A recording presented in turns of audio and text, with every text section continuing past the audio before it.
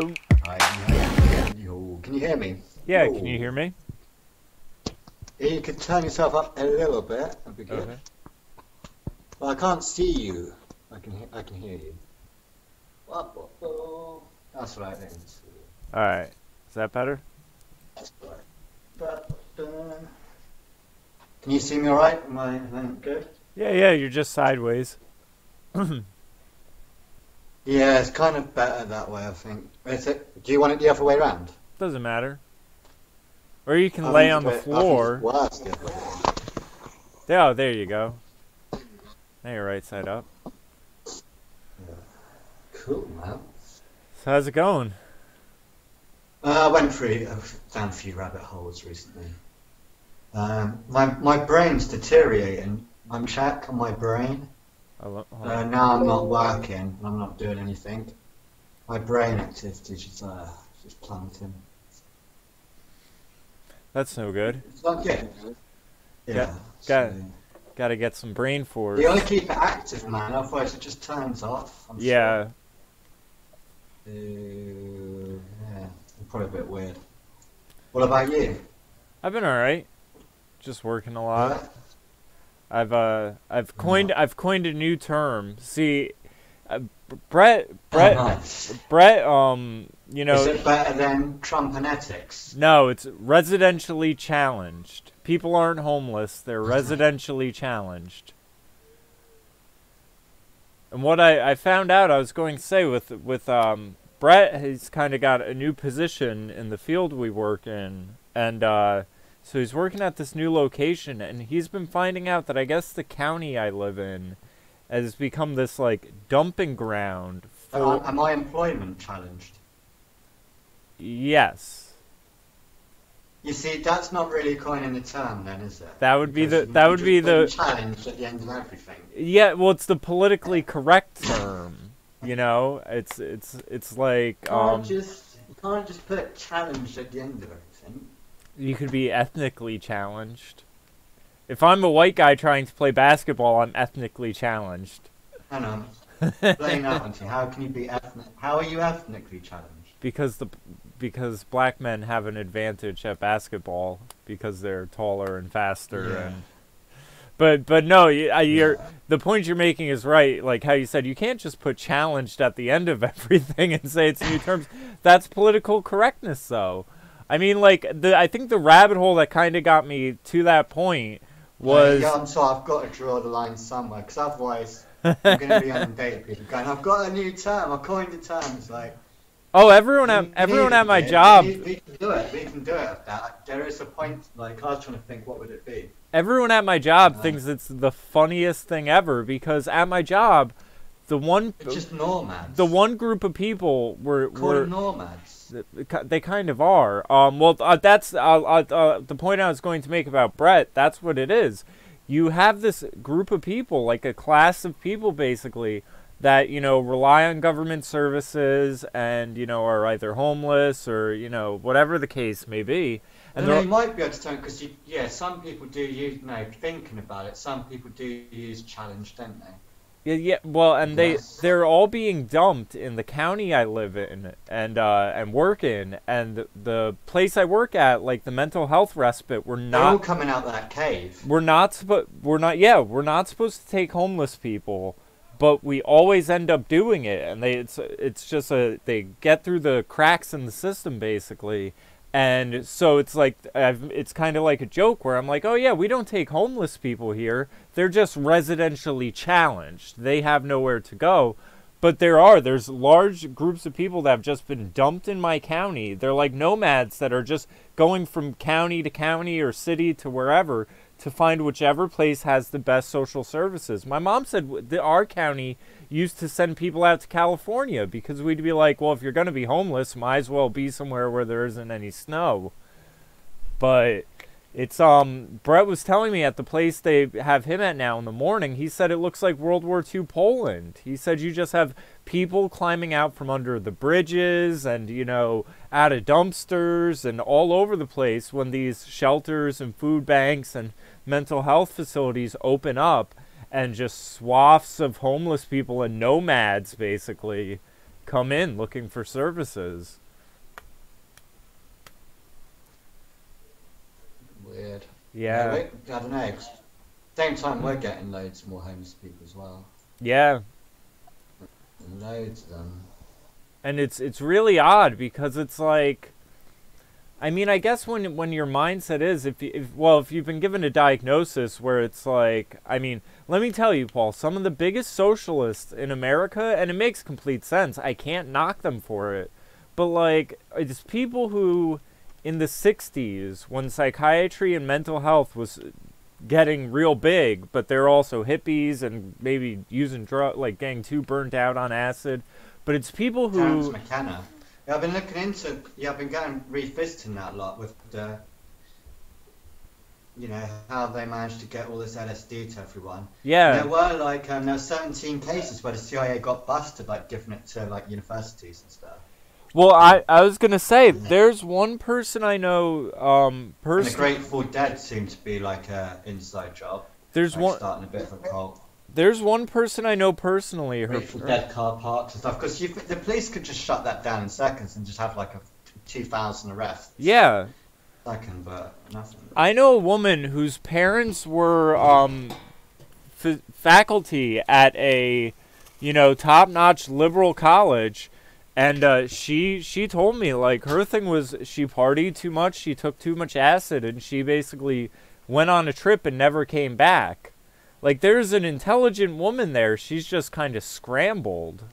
And it's like, there's like a childlike aspect to it. But it's like, yeah, there's some people who those drugs just chemically, I've taken acid and I think I'm fine after the fact. Guy but who's like, in our band who was like doing vocals for us. It's like a death metal band kind of thing. Uh-huh. And like, I won't say his name, call him Bob. And this was in college. I was like 19. And Bob, I didn't really know what happened. I must have been away that week because I used to go away quite a lot. But when I came back, he was in a mental home, like an actual mental home. Yeah. And what happened? He'd taken LSD, and like the music started telling him to do stuff, and then he had like a proper demonic possession. And then I think he tried to kill his parents or something, but they managed to calm him down. And then ever since, he's just for a while, he started like engraving shit into his arms to keep him safe from demons. So they had to like lock him in a mental ward. Well, and then he came out. Like I've seen him a couple of times. I saw him a couple of times when he came out, and he like it seemed to be okay because he was aware that he was sketchy as fuck, which kind of makes you feel more comfortable when they're aware that they're. Yeah, that there's an issue there. Makes it weird. Well, I mean, now imagine this though in the 60s. And though tell you they like, were. oh, I'm about to have one of my episodes. He'll like tell you in advance. Yeah, I've met people like that. I've met people that have like their episodes are so bad that they know they need. Yeah. People who. I do the sharp objects. I've met people who. Their episodes are so bad they need electroshock, and they know when they need it, and they're like, I'm at the point I should go to the hospital. And I'm just like, okay, hey man, I'm far more respect for those who know there's a problem and can address it and are like, hey, this is going to happen, here are the steps. Better that way than someone who's unaware that there's an issue there. But the thing I'm saying is, it's like people who when they were young, getting murdered, to be honest with you. People who, when they were young in the 60s who were taking acid and then getting thrown in mental institutions, like, and these ones, this is when residential ones, where they were like, oh, you're crazy, you live here now, and just locking you away and then feeding you pills for the rest of your life. And then they close the institutions and they're let out. But it's some of those people, like the ones that have lived from cradle to grave, basically, in this system. They're the most ardent socialists, and you can't knock them. They want more. It's better for them, but it's weird because there's a handful of them that know the system is fucked. I mean, I'm telling you, I've had 3-hour conversations with people where they're like, psychiatry is a crock of bullshit. It's there to just keep you sick and never help you get better. You're a permanent victim, and this and that. But and I've lived my whole life and never worked, and I've been on disability with this psychiatric problem, but I think we need socialism because in Germany, people are, who live on the system are treated so much better and this and that, and it's like, oh, okay, so this whole thing you think is a pile of lies, you just are gonna ride the gravy train for the rest of, I mean, you're an old man by now, so yeah, why not? But it's just, I don't know. It's a blatant hypocrisy. But they're the. Fox Day stole my dark stream. I started the dark stream. Did you? Yeah, I mean, it's always been like this. This is the dark stream. What the fuck, Fox? Come on. Come on. I noticed the thing on YouTube with the, I was watching his one part of it about climate change, how Wikipedia now has the things underneath, and like, I'll tell you that I guess you'd say the news media and corporations and basically just the overall mainstream narrative, it's really astonishing how invasive they are. Like seeing all the things about Windows now having this new fact-checking app, and YouTube, you know, having to put in Wikipedia articles about, oh, this person's talking about climate change. Well, here's the party line, basically, being injected into everything. And Vox made the point where he said, you know, the amount that they have to try to inject, here's the truth. Here's the truth about it. Here's, you know, the Wikipedia, Snopes approved, whatever, about this topic. The effect is going to be huge, though. Like, just because you're not going to buy it, like, majority of people are. Like, most people aren't going to bother thinking about it. They want things spoon-fed to them. That's the way they see the internet, fast-paced. I agree with that. News. They do want things. I just think people are underestimating how bad this is going to be, especially once it's been around for a couple of years and people just get acclimated. Yeah, I think you're right that for the most part it's going to be effective because people want it quick and simple and easy and just force-fed to them. They trust it too because it's. You know, it's got that tick. Yeah, I do think though. Fact check, bro. Fact check. Yeah, Jamie. I do think for people like you and me though. On Google. Jamie, I fact checked that on Google. Come on. I think for people like you and me though, people who question things, it's going to have the complete opposite effect, where it's going to more solidify. Like, okay, this must be bullshit because they're making an effort to say, this is the narrative. Like, I think.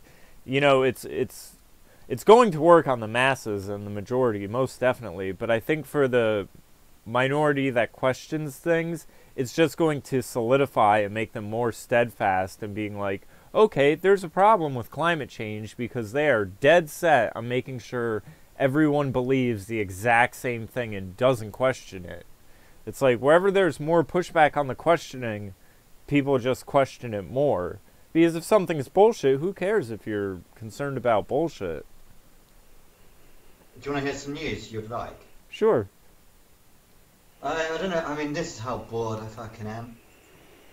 I watched a flat earth debate with a flat earth pleb. He was a pleb, basically. He's made some giant fucking guhanas. But they had a particle scientist on. And when I say particle scientist, I'm loosely using that. I think he's just studying it at uni. Uh-huh. But even so, it seems like that's the future, isn't it? Fuck it. He seems like the kid you'd expect to be doing that. So fair enough, get him in there. He had nothing. I'm pretty sure I know the one you're talking about. They're all sitting outside, like on a bench. Yeah. I was watching that right before our last chat. And yeah, it's that guy. It's that guy allegedly Dave. And then I told you his first point he came out the box with was he said, well, you know, there's NASA and the government agencies in China and the Russians, so why would they all be lying to us? And it's like, okay, like you're just 52 million a day. Believing them. And like you said, the other guy's just, you know, that guy I've seen him on so many videos. He's bad as well. No offense to he's. I get some of his points were really good, but some of them. I could be wrong. I want to check if you're on the points. It seems pretty obvious.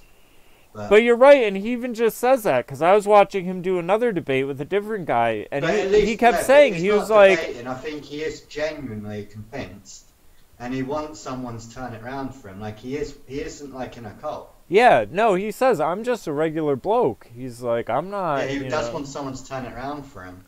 And he says that too. He said, I never set out to be a flat earther. Like, I don't want to be this way. This is just the points I'm gathering. Like, I was shocked that that particle scientist had nothing.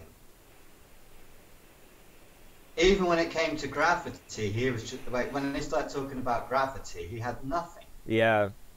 When he went, gravity's bullshit. The only thing is, with a sucker, am I being a cunt saying this? Because sometimes, like, I'm not that bright. But you know he's doing a sucker on the table, Yeah. the vacuum. Does that mean a toddler with the same plunger could pick up the table?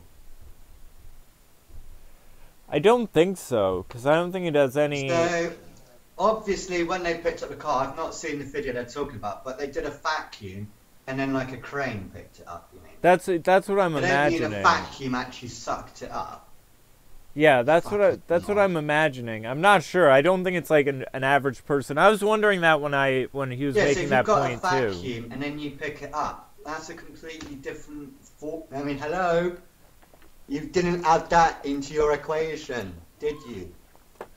Well, I You think didn't add this into your equation. Someone actually picking it up. I think though that, This. but that's why I think he used the I'm example not a of. particle scientist. I'm a particle scientist, Jamie. I think that's why they're using the example like of the person with the plunger to the table is a far more better example, because it's like ratio wise.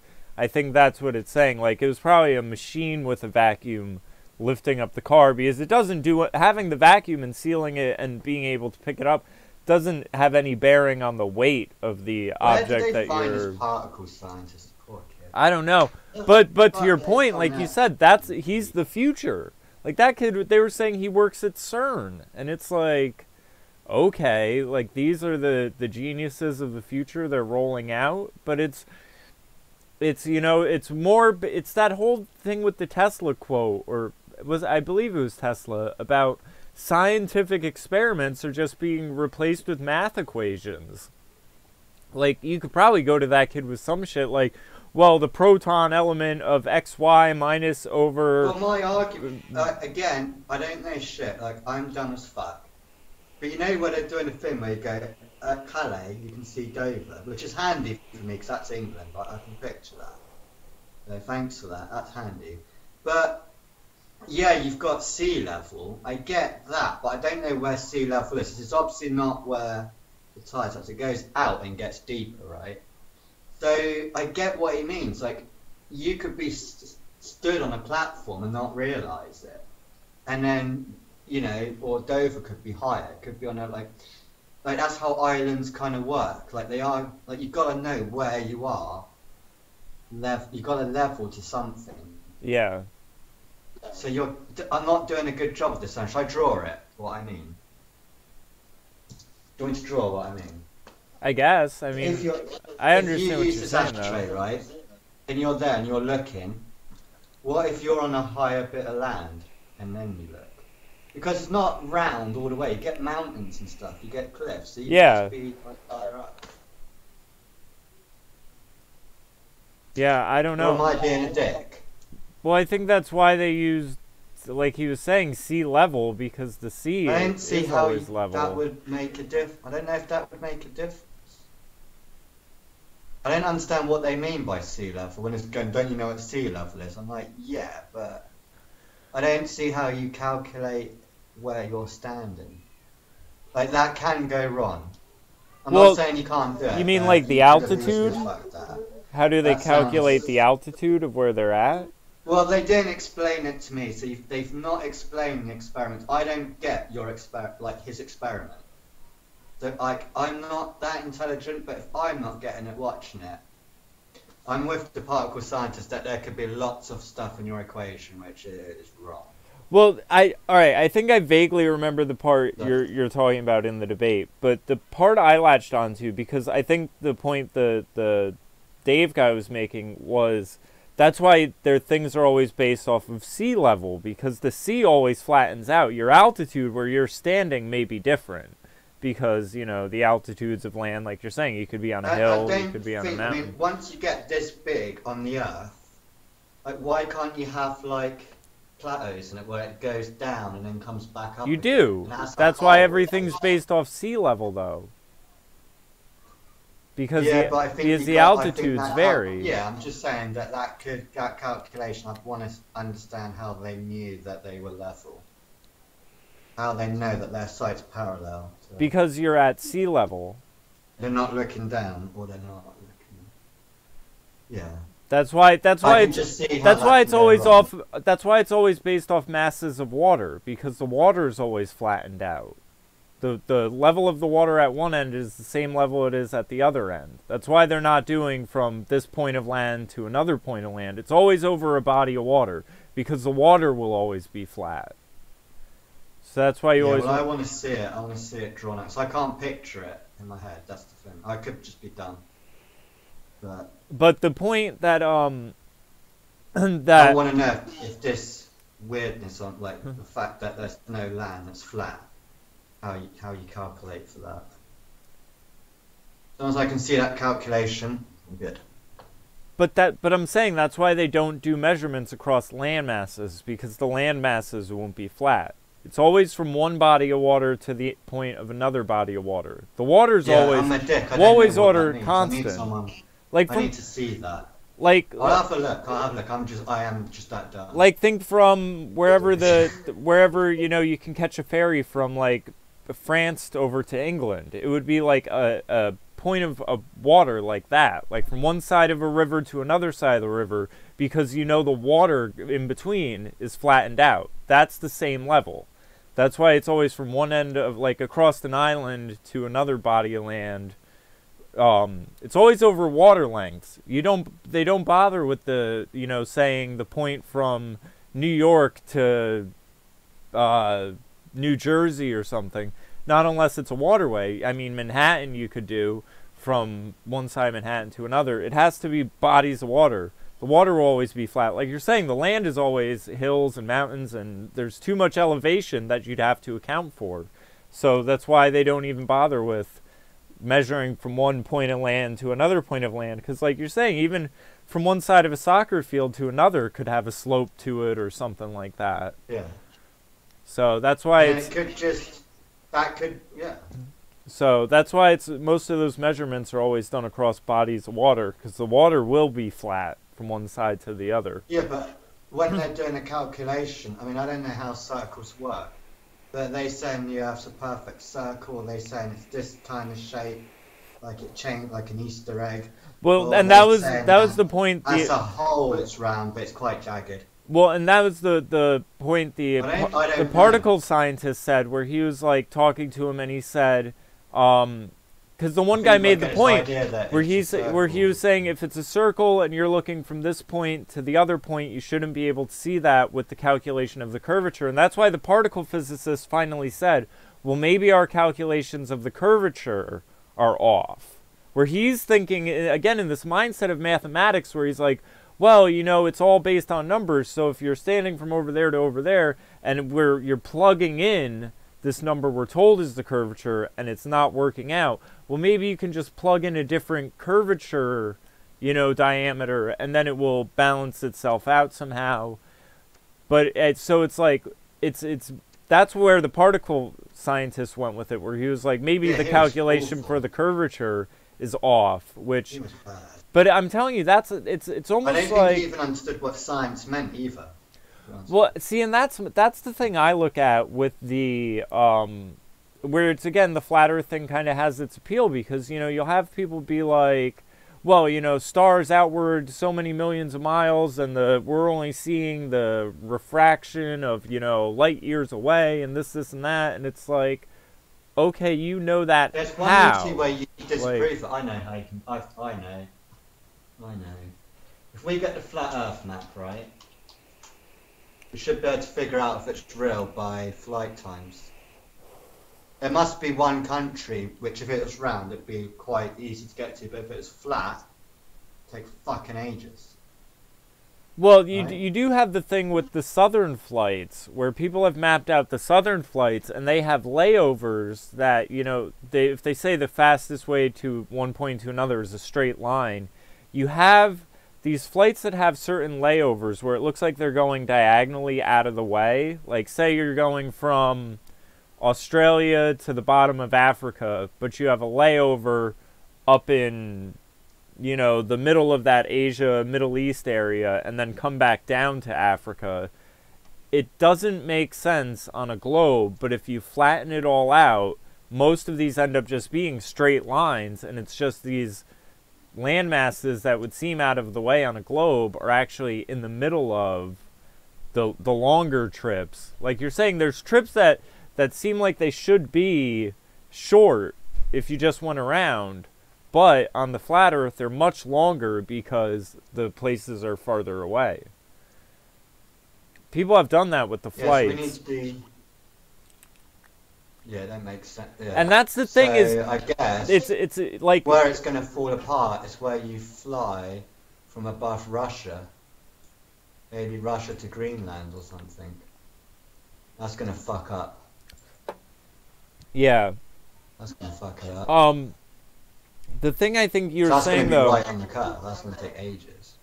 The thing you're saying that I think is the heart of the matter, like the one guy you said, you know, he doesn't even understand what science is, and it's like you have two sets of people that have two very different views on what science actually is. Out between them, yeah.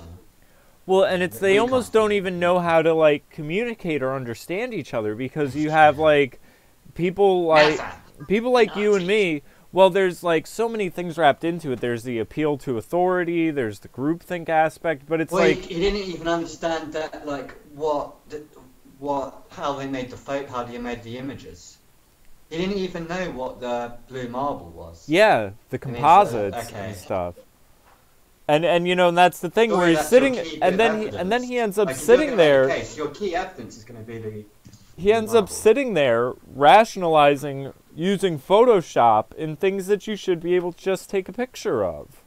Where he's like, well, if I was using Photoshop, I would do this, and it's like, why are you using Photoshop though? Like, and the thing is it's like, you have people who are looking at it from a very practical, almost elementary school, sciences, developing a hypothesis, doing experiments and tests, and then repeating it. And then they're looking at this other group of people that have built a lot of their science and their models based off of presumptions, assumptions, theories, and then expanding on it from there. And it really just exists in data sets that don't have experiments, don't have any proofs. I mean, it's like the video we show. I don't know if we watched it on a podcast or if I just saw it, but I saw some video once from CERN, and it's like this hour of them with this scientist, and he's like, we're going to find the answer to this question, and we're going to find out this and this and that, and like had this whole list of things. And the day after they fire this shit up, they go to him, and he's like, we found out we know nothing. And it's like, and it's so beautiful. Dude, you've got lots of particle accelerators in America too. They're everywhere. Yeah, things. And it's like, and now after we found out we know nothing and everything we thought was wrong, we just have a whole new set of questions. And it's like, no, we don't need questions. The universe is always expanding, and that's an amazing thought. It's like having a little, and it's just insane. Yeah. Yeah, and like I was saying, it's crazy how. Did you? I wanted to talk to you about the Joe Rogan thing. I thought you'd be into the Jack Dorsey. I saw some because of it. I figured out what Alex Jones. I know what Alex Jones is on about now. You know when Alex Jones always going, Joe Rogan is in a cult. He's in a satanic cult which is based in Silicon Valley. These Silicon Valley. I'll tell you what. This DMT in the retreats, and it's the same as the 70s Terrence McKenna movement. It's all. I'll tell you what. Yeah, and I'll tell you, it's making sense now. Oh my God, yeah. Ever since he said that, it's become more and more obvious. Where it's like first that New York Times journalist, now Jack Dorsey on, and it's like. Let's go flashback 2 years ago. Don't you remember when Alex Jones, before they had a falling out before he did the Pizzagate podcast with him, They had a falling out for that because that was kind of their makeup, wasn't Yeah. it? Like the. So before that, he was going, well, I don't want to say anything, but Joe Rogan, he's had people visit him, and let's just say Joe Rogan's scared, okay? He's scared for his kids, scared for his family. So that bit could have happened, but I think what happened is Alex Jones started going to Ninth Planet, you know, the Ninth Planet sort of seminars, and just hanging out with Eddie Bravo, Joe Rogan. And Aubrey Hexburn, what's his name? Aubrey. Who's that On It guy? The guy who does all the On It stuff. Aubrey Marcus. So Aubrey Marcus, I think, is the guy who's running. Well, I know he is the guy that's running the DMT retreat. And Aubrey Marcus is a weird guy. Because I think he was the guy that actually launched Joe Rogan's podcast. I think it was once he started going on the show that it suddenly resumed. And that's the same kind of day where Alex Jones was going, you know, Joe Rogan's had some threats. That's when Joe Rogan moved out that shitty little room he was in into a decent studio. I'm just saying. Aubrey Marcus. And you look at Aubrey Marcus, he got all of his money from his daddy. He is fucking loaded. Aubrey Marcus is fucking loaded. But I reckon, I don't know much about him, but I think his dad, it looks like his dad's, I don't want to go there. I don't know his CIA, but he's got just tons and tons of businesses, all these different, you know when you get the CIA sort of insider, they've always got these businesses. Yeah. Sort of All the shell corporations. Oil companies, yeah, stuff like that. So Aubrey he's got a lot of dosh, and I think the Silicon Valley stuff is this Running Man festival, because I think that's all Silicon Valley too, isn't it? Wait, you think what is Silicon Valley? But I think Aubrey Marcus is the guy that's led Joe astray, Joe Rogan. Yeah, and you know it's crazy. I saw a clip from Nick DiPaolo. Hey Jamie, have you tried DMT? Yeah. But Jamie, have you tried DMT? I haven't. That's the one substance I have no interest in, and I'm just kind of frightened of. He does push it hard though. Yeah. And remember his On It stuff. The other stuff he pushed was On It, right? Yeah. That's the same dude. Really? Yes. The sportswear company or whatever it is? I think so. That's what we need to check. This dude runs a DMT retreat in LA, Los Angeles. What was the point I was about to make? I saw a clip from the Nick DiPaolo podcast where he was saying Joe Rogan talked to him and said, you know, don't mention Owen Benjamin's name. Well, the thing with Joe Rogan, which I was suspect from early on, is that Duncan Trussell. Because he is OTO grandma. I'm telling you, dude. I had him with OTO, I'm telling you. Go on Duncan Trussell's YouTube channel and look at the kind of videos he puts out. You try and make sense of it. They're magic. He's trying to do magic on YouTube. You're going to recognise it straight away because you're just as initiated as, you know, yeah. I am. But all he talks about is Aleister Crowley and all his mysticism. And if you watch his latest video and just forward it to the end, he's trying to do like tacky mind control crap. Duncan Trussell's in a cult. Did you not see him on Joey Diaz podcast about 2 nights ago? No. It sinks in for Joey. You watch it live. Like Duncan basically admits he's in a sex cult. And Joey just is like not impressed. It's like Joey's like it's like the deer, you know, the sort of headlights of the deer, you know. He was like, dude, you gotta get out of this. He's like, no man, it's like safe. It's like Aleister Crowley, man. You know, society says what's moral and not. We got freedom, man. To do what we like. Take some DMT, man. Aubrey Marcus does own On It. There's there's some kind of connection between this Duncan Trussell. Like, Duncan Trussell's a weird fucking guy. And that's why they got all that conspiracy about Joe Rogan going to that Satanist wedding. That was because of Duncan Trussell. Duncan Trussell, hasn't he got a satanic puppet show or something?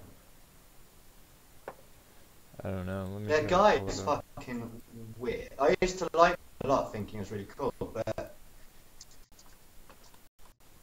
his OTO all the way, his into Aleister Crowley stuff. I mean, really into it. Not just like dabbling.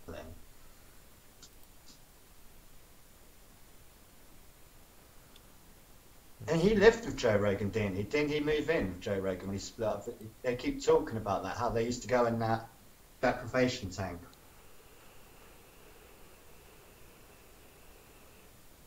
You gotta admit, Duncan Trussell's fucking weird, man. Yeah. He looks familiar. I'm not that familiar with his work, though. But it does say he's best known for his appearances on the Joe Rogan Experience and Joe Rogan Questions Everything. I really so like he is a him. friend of like, Joe's. He's such a good salesman. He's the best salesman for Aleister Crowley ever. That's what he is. He's an Aleister Crowley door-to-door salesman. And he's pretty good. He's pretty funny. That's the thing. He's really funny. He sounds like a sweet guy. He puts on like, how sweet I am, man. Just harmless, man. I'm just a hippie, man. I don't know. I mean, you have his podcast where he has on the leader of the Satanic Temple. You have to watch it where he finally admits to Joey Diaz that he is an occult. And Joey Diaz's reaction is priceless. He is like, what am I into? Basically, what the fuck am I into?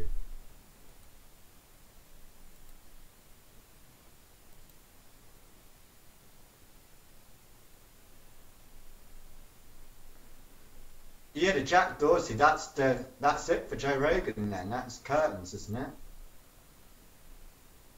It's done. Yeah, I mean, you would really think it's, especially with like, I mean, as far as from fans in the truth community, with like the people he's had on lately, I don't know. It really is where it's like, and you know, I guess I could. Well, it's really fucked a lot of his friends over. I mean, Owen Benjamin had problems with Twitter, whether they get on or not. They're supposed to be kind of like mates. Gavin had problems, big problems with Twitter. Nothing. Didn't Milo? Milo's like the Sex Pistols. He was first. Yeah. There's no argument from Joe Rogan, no defence. I thought that was what he was known for, was being this great, being able to put the other side across, even if he didn't agree with it. But there's none of that. It was like, no, Alex Jones has to go. Alex Jones is meant to be his buddy. Well, and the thing that I think is interesting, where it's like, and still saying that the Sandy Hook stuff, which I know Alex Jones didn't say. Well, and you almost have it. Did Alex Jones retract? Is like Joe's like, well, I don't know. It's like, you fucking do know.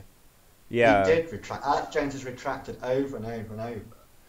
Well, and I just think it's so interesting where you have it where it's like, you know, Joe Rogan, it seems to be like where you go to get, you know, your side of the story across. And he did that for Owen Benjamin when, you know, there's the controversy and you know, Gavin after the Proud Boys thing and stuff like that.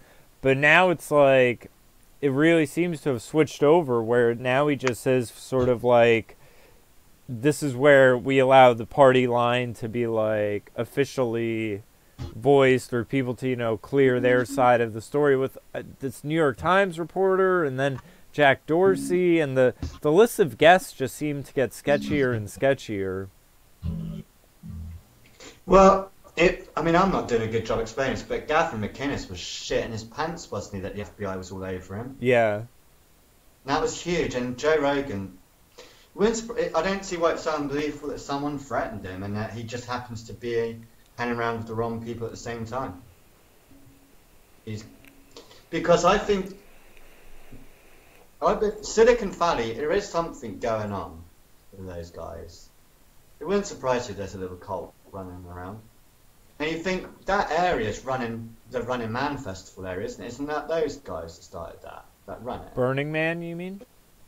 Yeah. Maybe. I'm not 100% on that, but I mean, I think really what you have is you have just this sort It's like of. they're recreating Terence McKenna. They're encouraging all these kids to do these really hardcore new. I don't know much about DMT, but it seems to be they're talking about new strains of it, new developments of it. Well, I think It just sounds exactly the same as what Terence McKenna was saying. And then you got all the. Do you remember Aleister Crowley? They were preaching all the Aleister Crowley with the LSD, weren't they? Yeah, and I think the thing though is like, again, with the sort of parallels to the 60s and stuff like that, is I almost want to say it's like a natural phenomenon. I'm reminded of Mia Brzezinski on that morning news show the one morning, where she had a quote where she basically was saying like it's her job to create reality or something like that. And I think it's like you have that sort of cultic mindset set in when you have a group of people that are convinced that they're the future or the revolution, or you know, I think it's these people who think that they're going to shape the here on out of the world and everything. Like the people in this mindset that their technology is going to revolutionize things, or you know, it's like that same sort of like cult mindset that sets in with communists and stuff like that, where it's like you've just bought into your own bullshit that you are the future and you're going to change the world and this and that. Yeah, we're going to merge with the machines, man. Yeah. And I think in Silicon... Imagine Aleister Crowley could watch this. I think the thing is in California, you have these sort of two sides of it, where you have the Hollywood magician, you know, machine, and then you have the technological, and they're just sort of merging together because the one is going to continue to give status to the other. Where, I mean, look at how, you know, there was that whole uproar about the YouTube Rewind thing this year, and you have like Will Smith in it, and now Jack Black has hopped on YouTube, and all the big name celebrities are trying to plug themselves in to YouTube.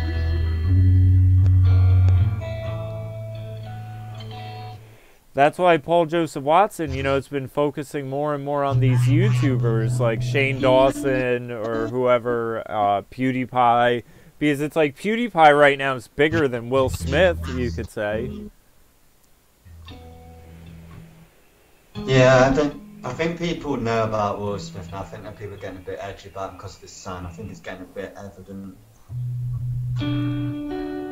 There's something going on there. What's going on, Nameless Wanderer? Got any questions in the chat? Or any song requests?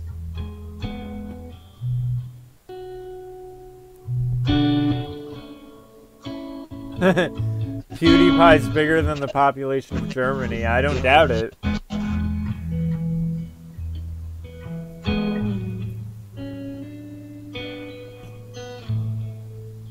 What sort of satanic ritual do we think is going to go on at Super Bowl halftime today? Oh yeah, I was going to bring that up. When is the Super Bowl satanic ritual? Later tonight.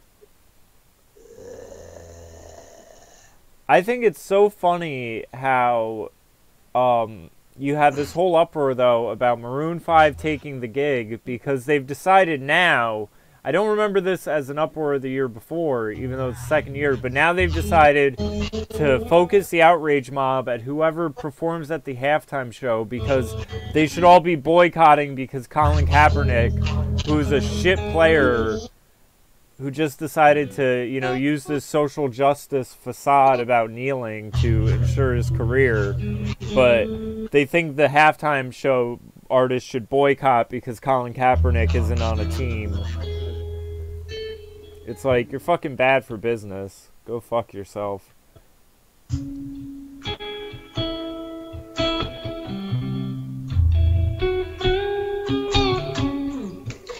What other weird shit? Oh, there's a good one here. A woman smashed her own kid against just beat her to death against a wall, and then cut her body up and hid it in a teddy bear. So when she got busted, she got 12 months for it.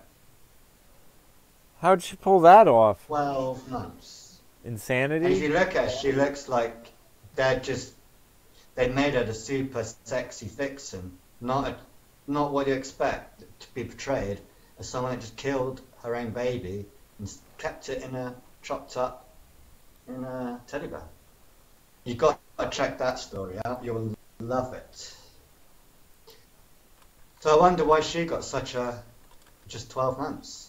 Imagine if the dad had done that and he was like fat and ugly.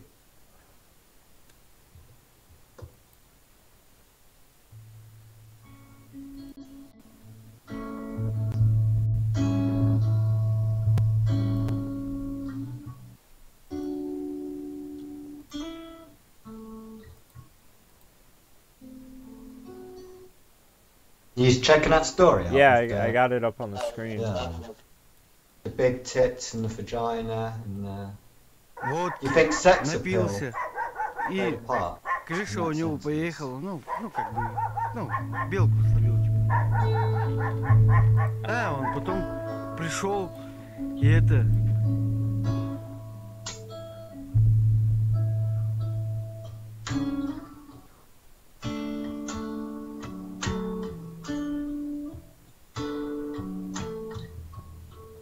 Oh, well, they it was stillborn more than a day after traumatic birth. It says right in the beginning that she wanted an abortion.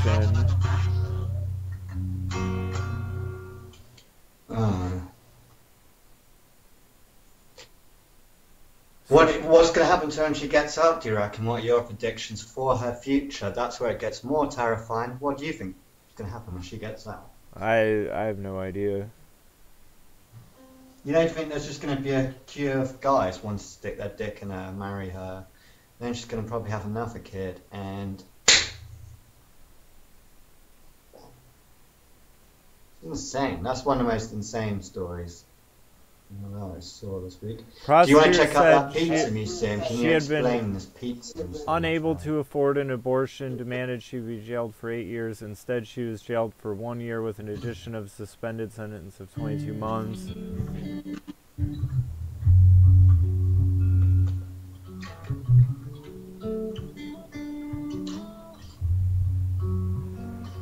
One prosecutor says the accused has 2 faces. She seems naive. In truth, she is tough and calculating.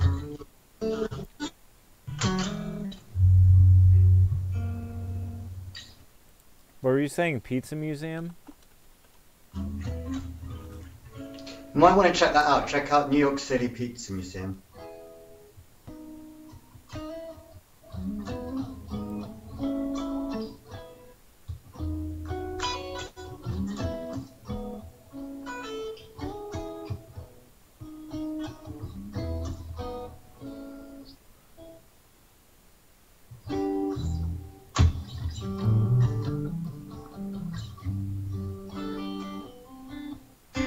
What the hell?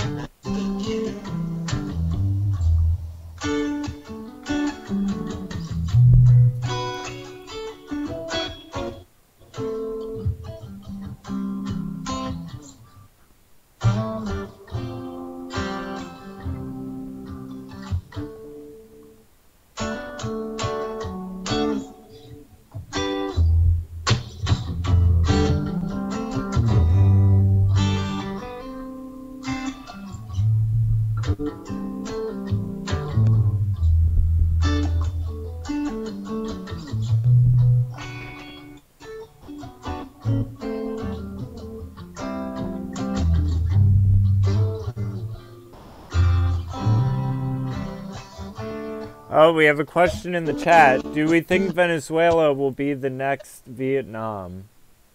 Yeah, that's why Trump. I told you, man. There's no outrage from Trump supporters where America's doing exactly what they did in like that area. It's been the exact same thing over and over. How many times has America done that in that area now since the 30s? 70 times? How many times they overthrown people? Like, I'm not very good at geography, but didn't they go through this all? I think they've gone through this like many times, overthrowing people in that area. like Panama. Like, you got so many American expats in that, like a ridiculous amount. Yeah, Trump's a little scumbag, isn't he? Yeah, I don't know. I haven't been following, but I have been. I did hear a couple weeks ago that they were saying, you know, we'd have to humanitarian come into Venezuela, and I don't know. Like I said last week, I don't know how humanitarian aid translates to soldiers and like military. Going back to that pizza thing, right? On YouTube, had this Chinese girl that visited with their mum doing a promotion, like this promotion for it. And this is some of the stuff. She was like reading a script over the top, doing a voiceover. She was walking through going, trendy, trendy, I'm going to read you like I wrote it down. Just some of the dialogue that was in there. You ready for this? Okay. Some call it a crime. Squirt on your pizza. What alliance are you with? Tourists beware. How is eating pizza dark? Sitting on pizza is gross. Squeezing its glory out. How did the pizza feel? Only thing you're on your mind is how you feel. What the fuck? You don't like pizza, you weirdo. You collect them in a big closet. What's behind the curtains? Eyeball Mystic Pizza. Okay. It's just... Wow. It creeps over your body slowly, cheese dripping on you in the cheese cave with cheese balls. Then you've got kids playing on seesaws. Then they go to a pizza heaven, and they said this pizza heaven is causing conflicting feelings everywhere. That's nuts. I'm gonna have to find that video. It's one. I'll send it to you, bro. Well, and you know what the thing is I had said this about the Macaulay Culkin video of him on some video game YouTuber, but he shows up as a pizza delivery guy and stuff, where it's like, I almost feel like it gets pedophilic at the end. The last 3 or 4 minutes. I just sent it to you now. I feel like the whole it makes no sense. It's got nothing to do with pizza. I feel like pizza, you see. But I feel like the whole pizza thing, like they are now trolling the truth community with the pizza thing, where it's like they're not.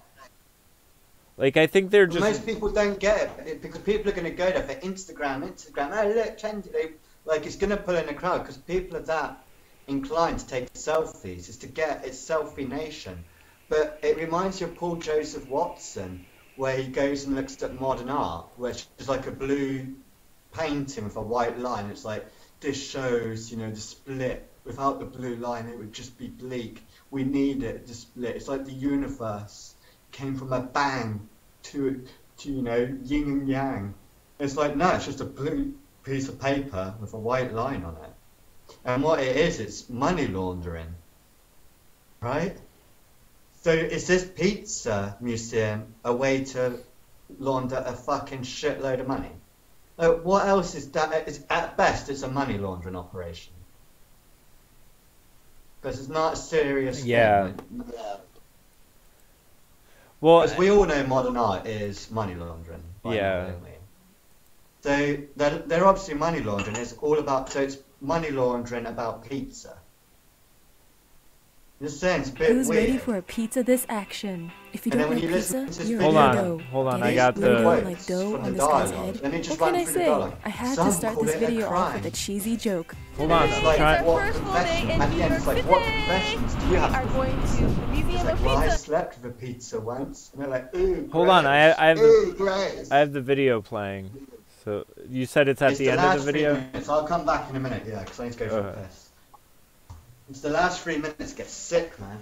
Donated to the CCF Wildfire Relief Fund to help victims of the recent devastating California fires. Together, let's make it a goal to sell 200 shirts. The link to my merch shop is in the description box. Toodles, my noodles. It looks very sunny, but it's also very windy. It's chilly. What is that? Are you not freezing? Yeah, what the heck's going on there? I'm underdressed. I have a projector here and here. When you cross this projector, you have to do the limbo, or else you're gonna create a shadow. Open your mouth.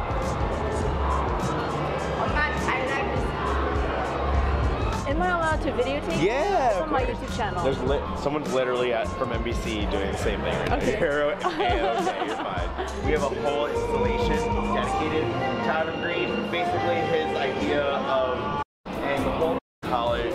So it's a really dope game. Oh, way more flavor.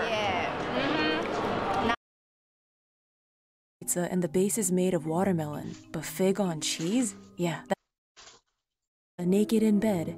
Doesn't sound too dark. Wait, what are you doing to that pizza? I like pizza for breakfast. Excuse me, how is that dark? Well, guess what? Santa doesn't exist.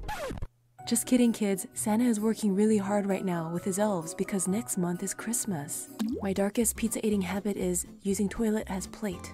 Okay, you win. I'm a personal trainer that lies and sneaks pizza behind my clients' backs. Wow, you also win. Hope you guys enjoyed this video. What is your favorite pizza topping? And do you have any dark pizza eating habits? Let us know in the comment section. My favorite topping is more cheese, despite my lactose intolerance. I also like artichoke hearts. Remember to subscribe for more travel videos around the world. For adventures in Korea, check out my other channel, Sweet and Tasty TV. I have a third YouTube channel. Did you forward it to the last 3 minutes? The last 3 minutes that are really key. That's when it starts. I mean, it's worth watching the last 3 minutes. That's worth it.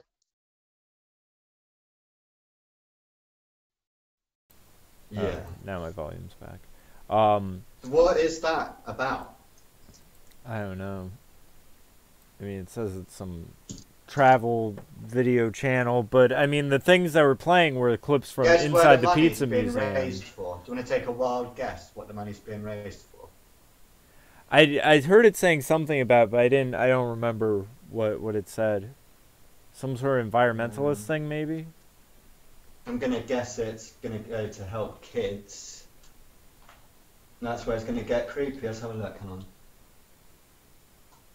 It's going to be something. We look after children. But I was saying that we're in art to children. I was saying that thing, like, even after, you know, the whole Pizzagate and donut thing focused on Macaulay Culkin.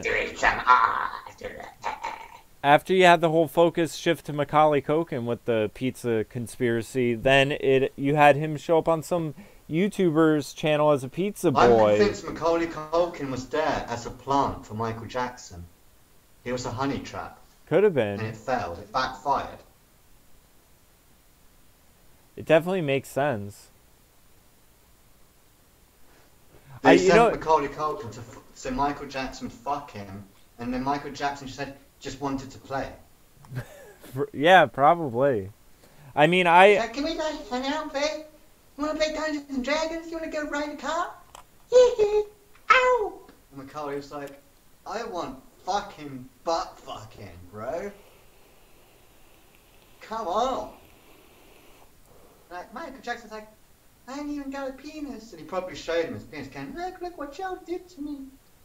Yeah. And then that's the whole court case, isn't it? It's such a shame. You know, it's because you're right. Michael Jackson probably had dysfunction all down there from being on hormones and everything like that. Out there? Make of it what you will. I'll tell you what I saw. Sure. Still Michael Jackson, bro. And he raped me. Michael Jackson's still alive, and he raped me.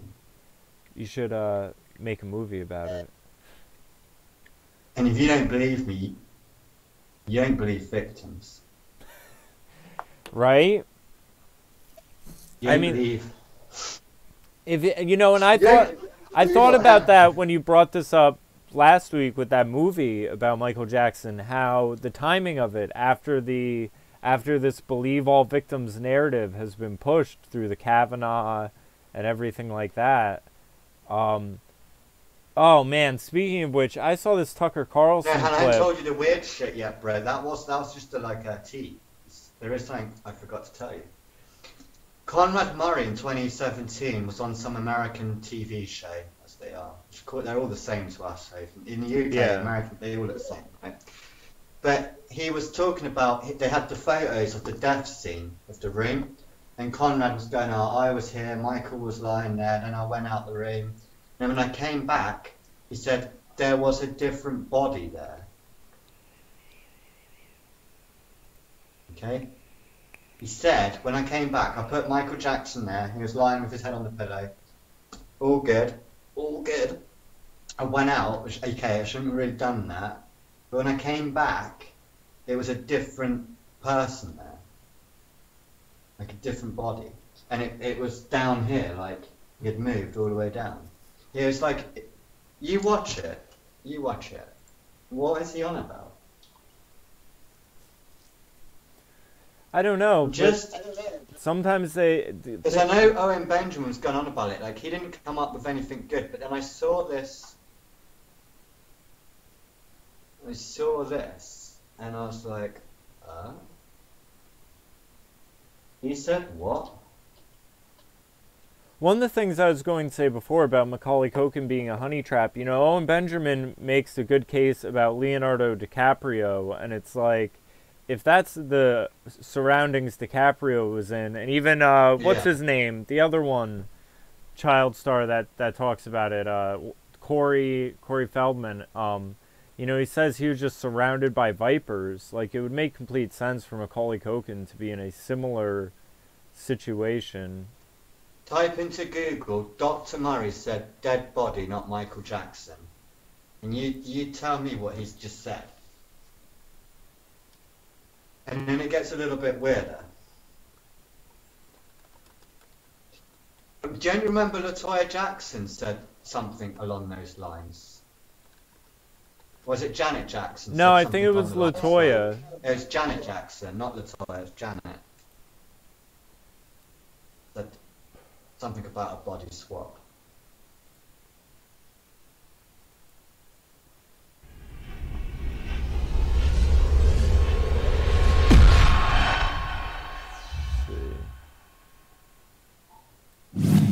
Be on the lookout for a Live 3, Michael Jackson, The Living Dead, and be sure to watch a Live 2, Michael Jackson Inside. Yeah, I got it. Presents. Following clip aired on Dr. Oz. You thought he was safe. Safe. There's You a stepped out of the room 2-minute for 52 an hour? There's a short clip where he just gets straight to it and he just says... I left his bedside when he was in 25. And his position on the bed? Well, normally when I left him, he was on the pillow. And when I came back, he was in a different position. He was no longer on the pillow. He had moved down, lower in the bed and closer to the edge. But he was there, but it wasn't the same person I saw. It wasn't the same person I saw. It wasn't the same person I saw. So he slumped over. Is he breathing? No. I did the normal thing. As a cardiologist, I resuscitate patients.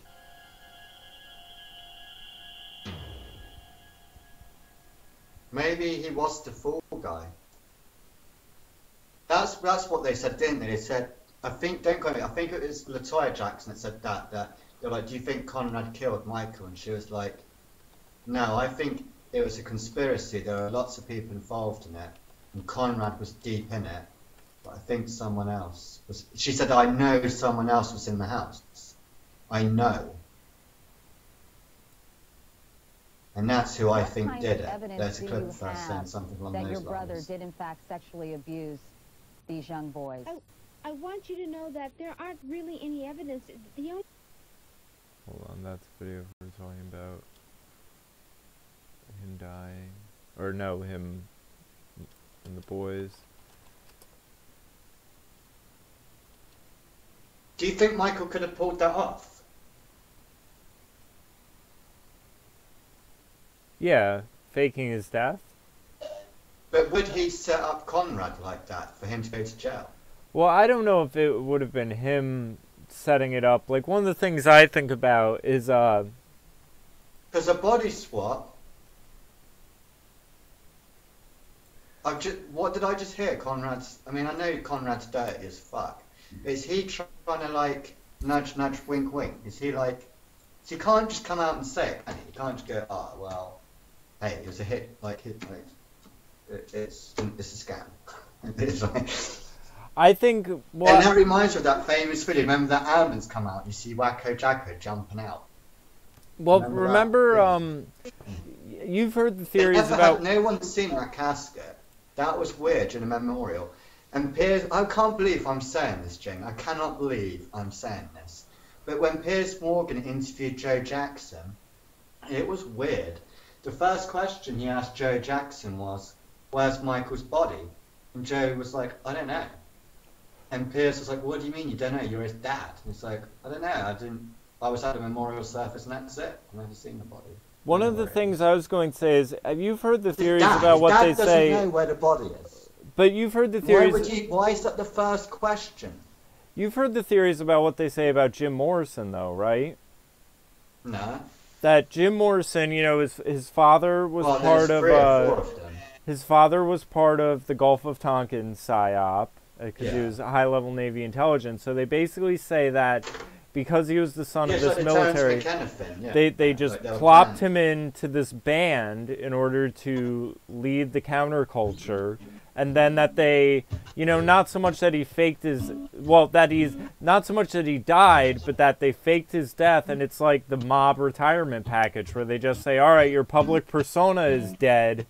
You can live out the rest of your life on this ranch and, you know, have an infinite bank account of CIA funds and just go, don't make any noise and live quietly the rest of your days out in wherever. I think that's the package they give to some of these celebrities. Like, I would even think Eminem. Eminem, the original Eminem, is probably living out on some resort somewhere while this other guy is, you know, playing the part. I think they just retired Michael Jackson's public persona. It's nearly, I've not spent much time, but apparently you cannot find Michael Jackson's death record. Doesn't surprise me. And remember I said I think they might have changed, did they change his name? Because was he Michael Joe Jackson or Michael Joseph Jackson?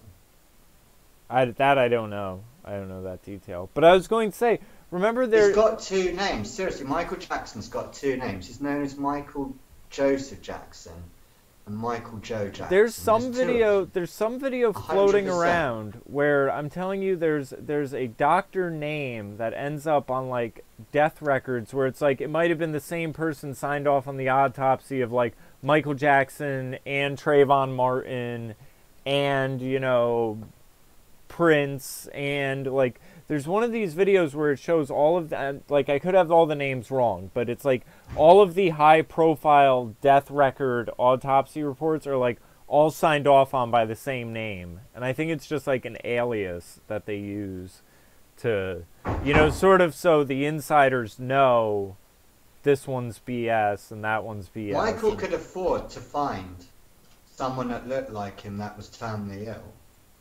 Yeah. That's not out the, I sound crazy, but that's not really out the realms of possibility. Well, you'd have some people believe that there's just Michael Jackson clones popping out left and right. Like there's that one video, the one that Owen Benjamin was sourcing. Like, the things I'm going down there, yeah, because it wouldn't surprise, like, I saw that they're making DNA, they can do it, they're doing genetic babies now. Yeah, well, and they've done commercial cloning of pets in Korea for almost 10 years now. Yeah. I mean, and the thing is, you know, again, you take into account that by the time we hear about things, it's already like 10 years old. So, I mean, I think they've been able to clone for fucking forever now. Definitely since like the 70s or 80s. Because either way, that Michael Jackson, the timing and the build-up, well, and you know what I was thinking about today that's so funny is... You couldn't have raked it anymore. Michael Jackson's daughter was in the headlines this morning, so it's funny he comes up again. It's not his daughter. None of them are his kids. I was going to say that. I was going to say how interesting it is that she has the white Michael Jackson's nose. Like, she doesn't look like She has no blood relation to whatsoever, none. Yeah, she doesn't look like Michael Jackson when he was younger, like that Michael. She looks like the latter days plastic surgery faced Michael. Well, we're told is plastic surgery. And I think that's so odd that she resembles the Michael later in life that, you know, doesn't resemble the Michael Jackson that was originally introduced to the public.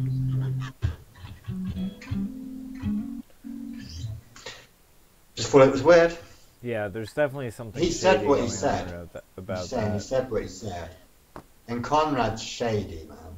I know Conrad's shady as fuck. Oh, I don't know. They're all shady as fuck.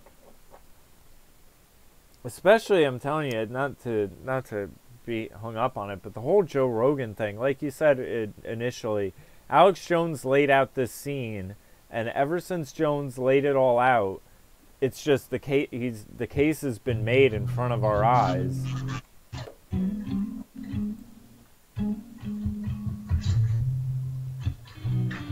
Where it's like he's really now plugged into this whole like Silicon Valley tech narrative.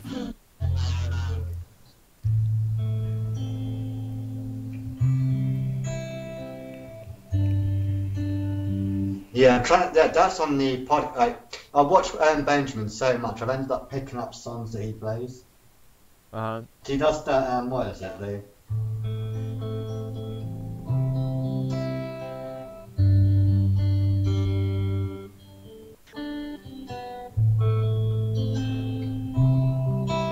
What song is that? Mad World.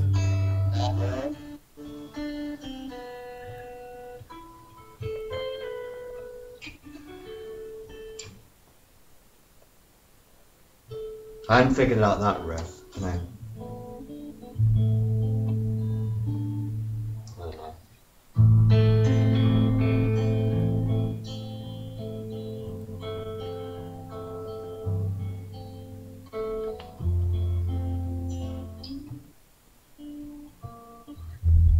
See, we have questions in the chat. Is he a castrato? I don't know what you mean by that. Or just a different Jackson person. was castrated. He was chemically castrated. Yeah, the original. Yeah. No, I don't know. But that's the question. I don't think you could have replaced him on stage. The Pepsi thing, I'm not buying it. I don't think you could have replaced Jackson. Is he castrated or just a different person? I mean, because that's kind of the hole in the whole theory where it's like the person we're defending as not being a pedophile is the one that people think they've replaced. Like, is the replacement essentially.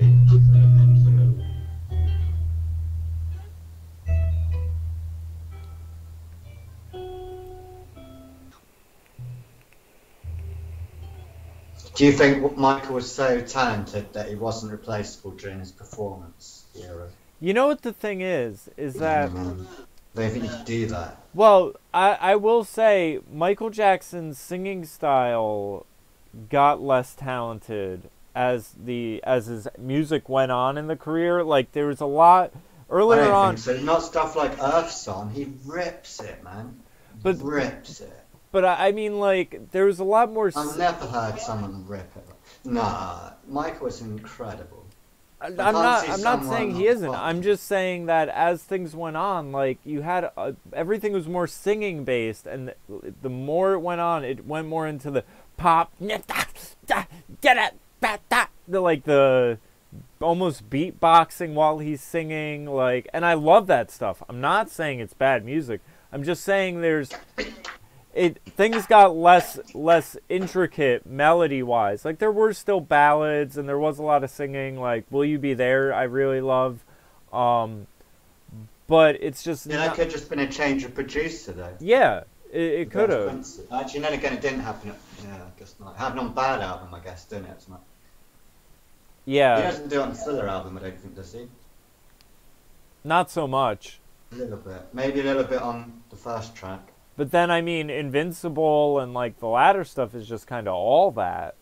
where it's all that kind of rapping, singing, beatboxing, like, and I love that stuff, but it's not as musically intricate and melodic as younger Michael's stuff.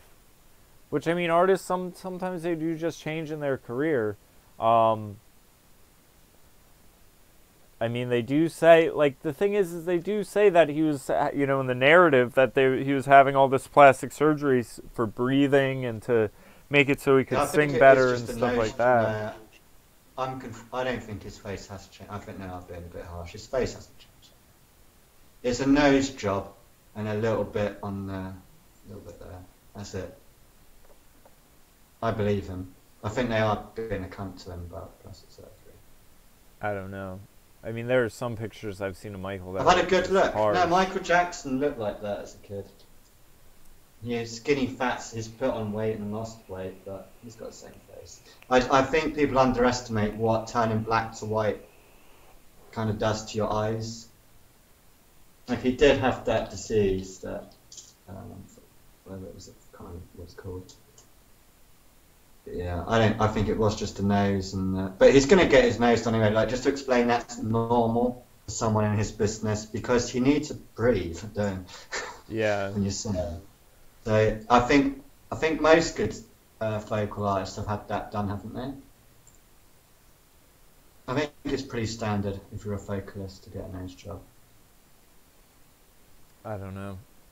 Yeah, it is because you need to be. I mean, a lot of them definitely have. That's without a doubt. Apparently it really helps if they get the angle, like that's where you get that funny angle, so they can breathe really well whilst they're singing. It's key. It's like, okay, I'll get a nose job. And I think a bit there. I think they probably might have done a bit for the burns, maybe. I don't know.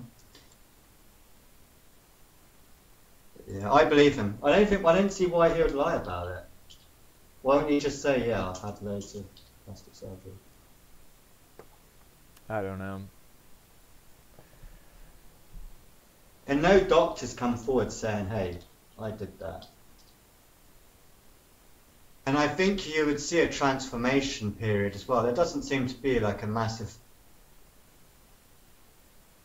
Yeah, that's just a guy that's got skin disease. That's why he looks fucking weird. But I think he looks the same. I think other than the nose. The lips are the same.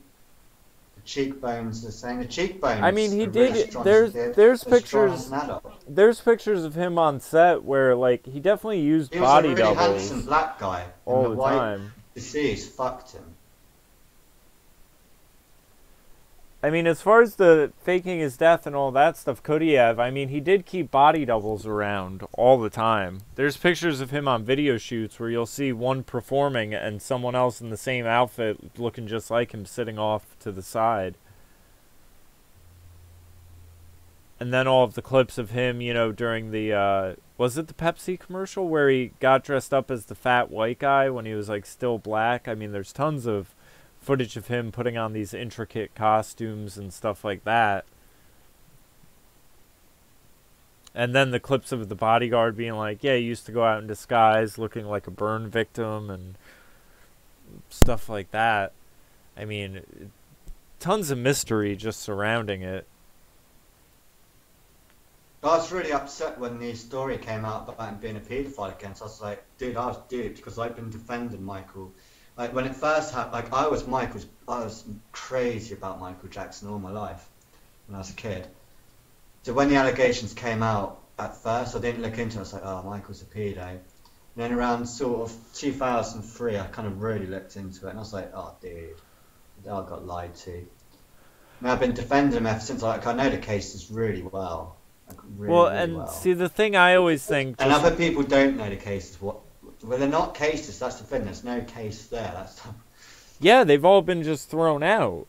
And the thing I always keep in mind is, like, when you have an industry, you know, it's like projection, basically. He was sleeping with kids, yeah, but not in the way you're thinking. When you have an industry that's filled with pedophiles, and they are, you know, using him as, like, a scapegoat or, like, a sacrificial lamb, Like, I think that's what it is, where I think it's, you know, like Hillary accusing Trump of colluding with Russia when all the evidence shows that she's done it.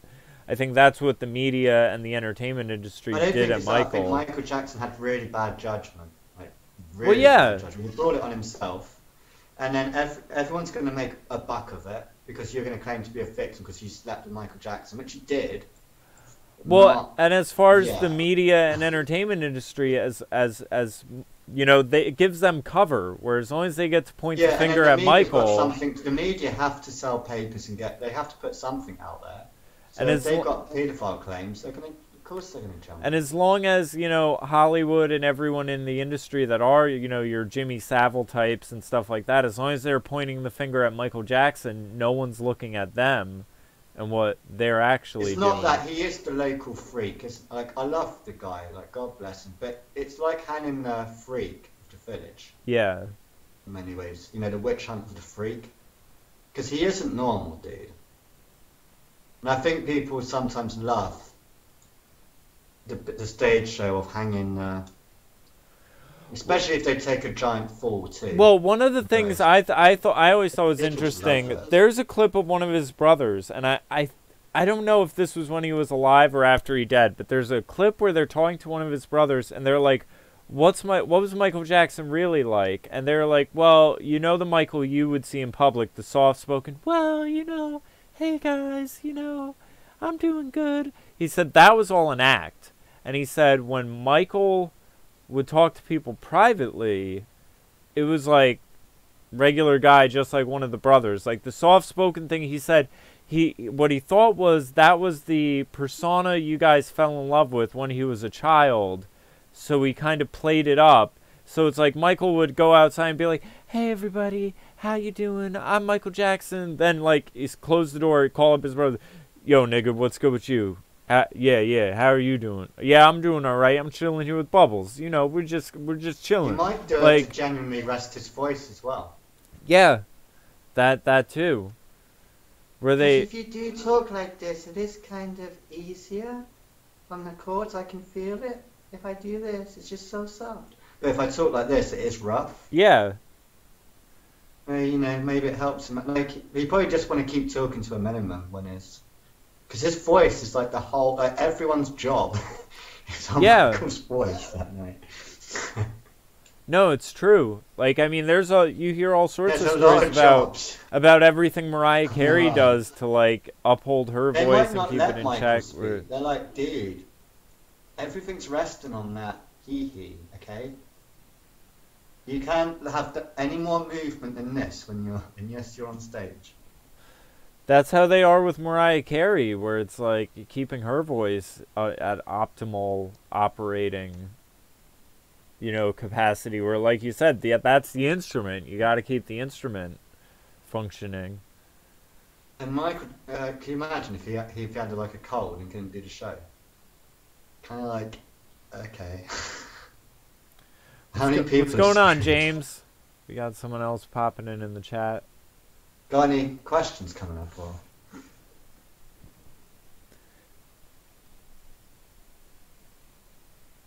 So Rogan's gone, man. I can't see that it's gonna get over this.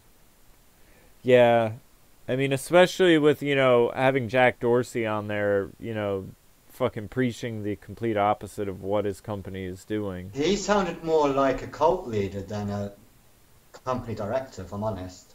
Yeah. Being more religious than a bit cult, you know, a bit preachy. But I think, you know, I think that though is what I've got a problem with you being preached, but not when you're perhaps director in charge of people's freedom of speech. See, but that's what I was saying about this whole sort of California revolutionist mindset of like when you think you're shaping the future, you're going to fall into those trappings. Jamie, have you not tried DMT? Well, it's DMT and too many sips of your own Kool-Aid. Jamie, go to California and try some DMT, bro. We can hook you up. You want to be cool like Rogan, don't you? Yeah, go on some DMT retreat. Chill out, Duncan Trussell.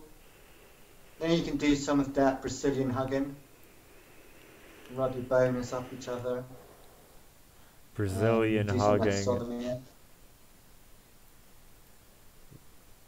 The thing is, we caught on to, like, we knew something wasn't up with Joe Rogan back last year, didn't we? We started seeing it. Yeah. The Candace Owen was a bit harsh. Well, and like you said, He is Alex just Jones. the biggest weed promoter, drug promoter. He is Terrence McKenna. Well, and like you said, Alex Jones, you know, had the falling out with him before the podcast. I had completely slipped my mind that that was like a makeup podcast, and since then it's just gone back downhill.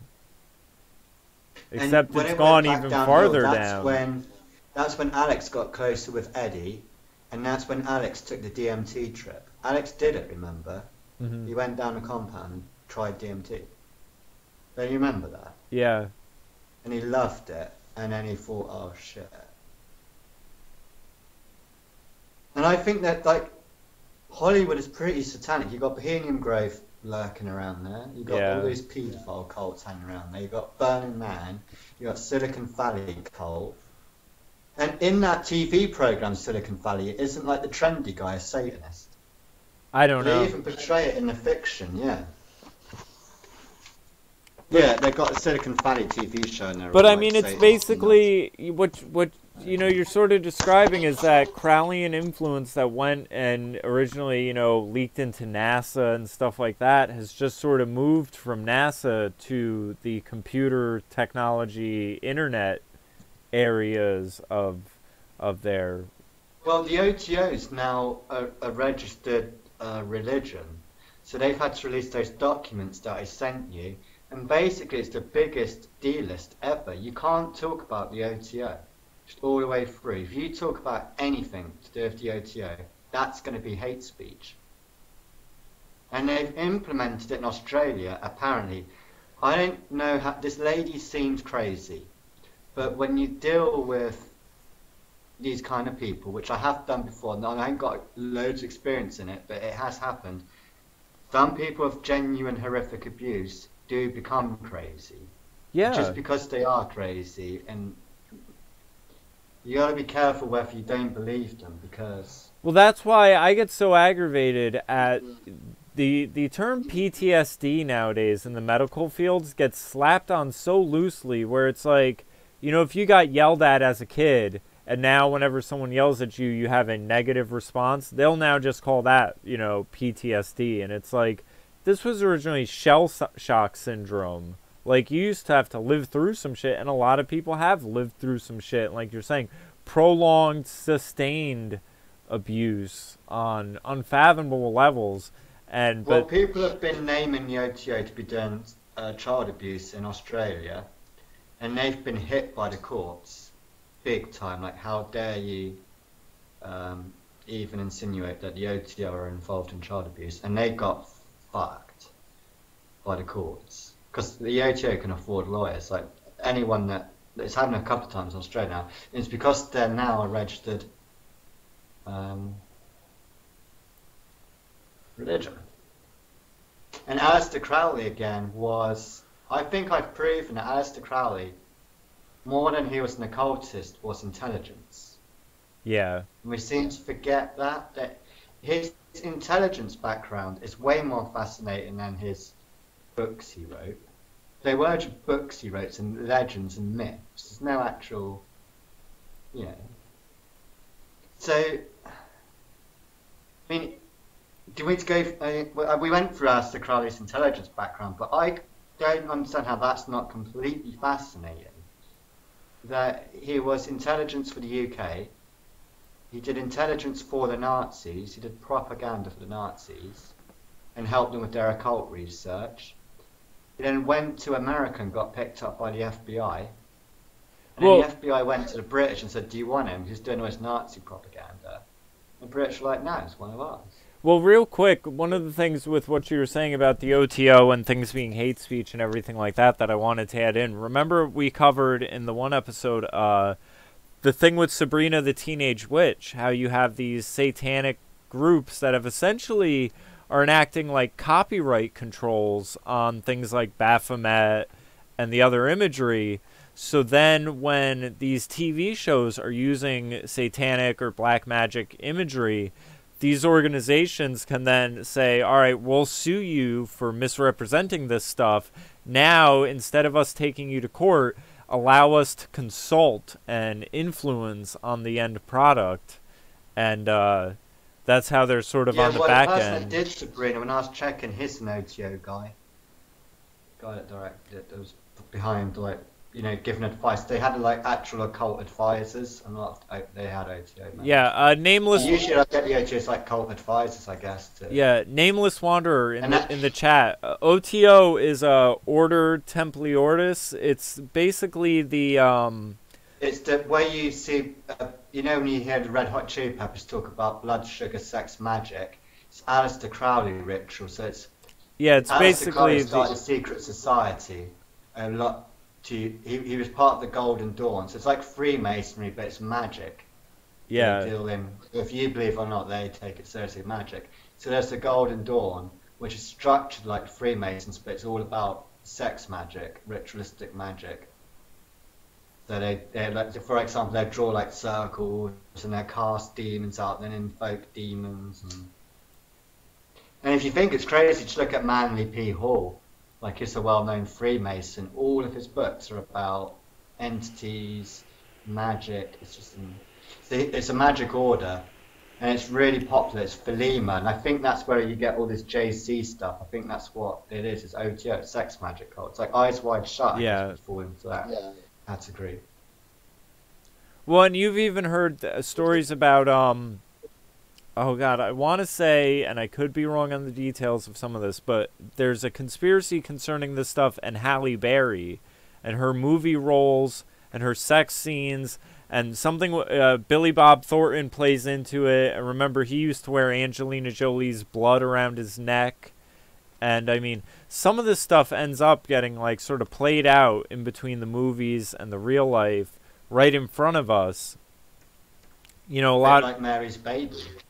A lot of people, there's a lot of... Mary's Baby was that Charles Manson of Roman Polanski did Rosemary's Baby, and it actually happened to his pregnant wife while he happened to be away. And yeah. I think the OTO is that when you hear, like, anytime you hear satanic anything, I think that is probably the biggest magical. I think they must be, mustn't they? Ritual, sort of organised, any kind of sex magic, ritual, black magic. They've got to be the biggest organisation, haven't they? Yeah. I mean, and it's like why you end up seeing some of these, like Hollywood starlets and stuff get passed around between, like, you know, like Kim Kardashian went through a long list of... That's what the royal family is. What do you mean? Like, well, if you look at the royal family, it's always Rothschilds marrying the Goldsmiths. Yeah. Always. Diana and Charles.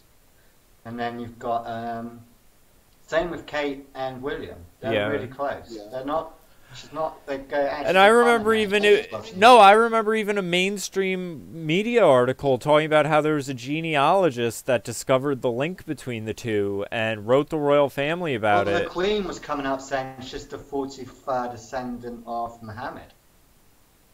Really? Yeah.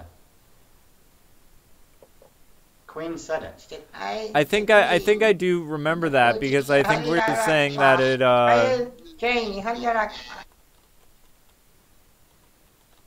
And then you got Prince Charles, who thinks it's Dracula.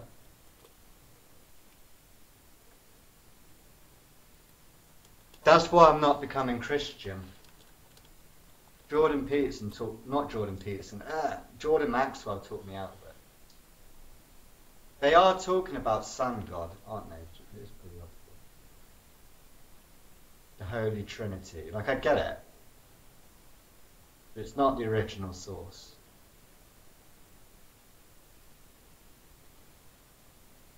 Going out and saying that now. Jesus is Luke Skywalker. He is the Skywalker.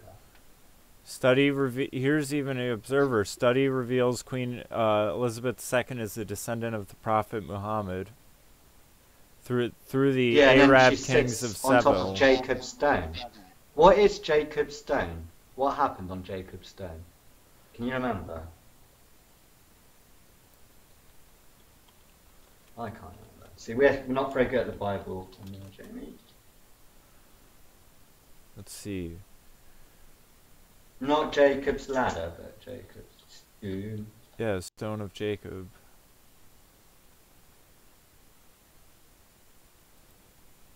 Didn't someone get sacrificed on it or something? The Stone of Jacob appears in the book of Genesis as the stone used as a pillow by the Israeli patriarch Jacob at the place later called Bethel. It says, as Jacob had a vision in his sleep, he then consecrated the stone to God. More recently, the stone has been claimed by Scottish folklore and British Israelism. Isn't that what's under the Queen's throne?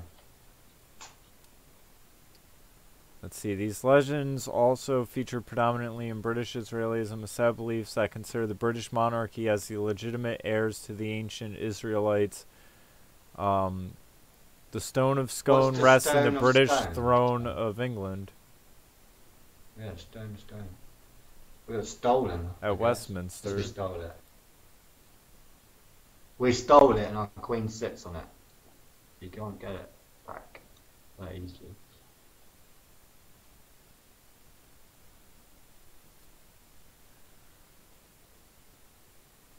You wonder what Sumerian texts they got out of Iraq, you know? Yeah. Because the Sumerian texts, there's way more of them than Bible documents, like way more. And they're all pristine. It's not like the Bible, we've got bits fucking everywhere. Yeah. It's like on pristine rock. That's for another podcast. Yeah, that's a whole other can of worms to get into. Can we find a source for the Queen quote? I can pop something up. I just have Paul's screen flipped around so that I like the way they don't. Yeah, I like the way they don't question the Dracula one. I know that one's obvious. Well, that one, that was mainstream media. Prince Charles coming out and saying that. No, I'm just being a knob. Muslims consider Queen Elizabeth's ties to the Prophet Muhammad. May he rest in peace. Or whatever it is. Peace be upon him. Show some respect, Jamie, if you don't mind.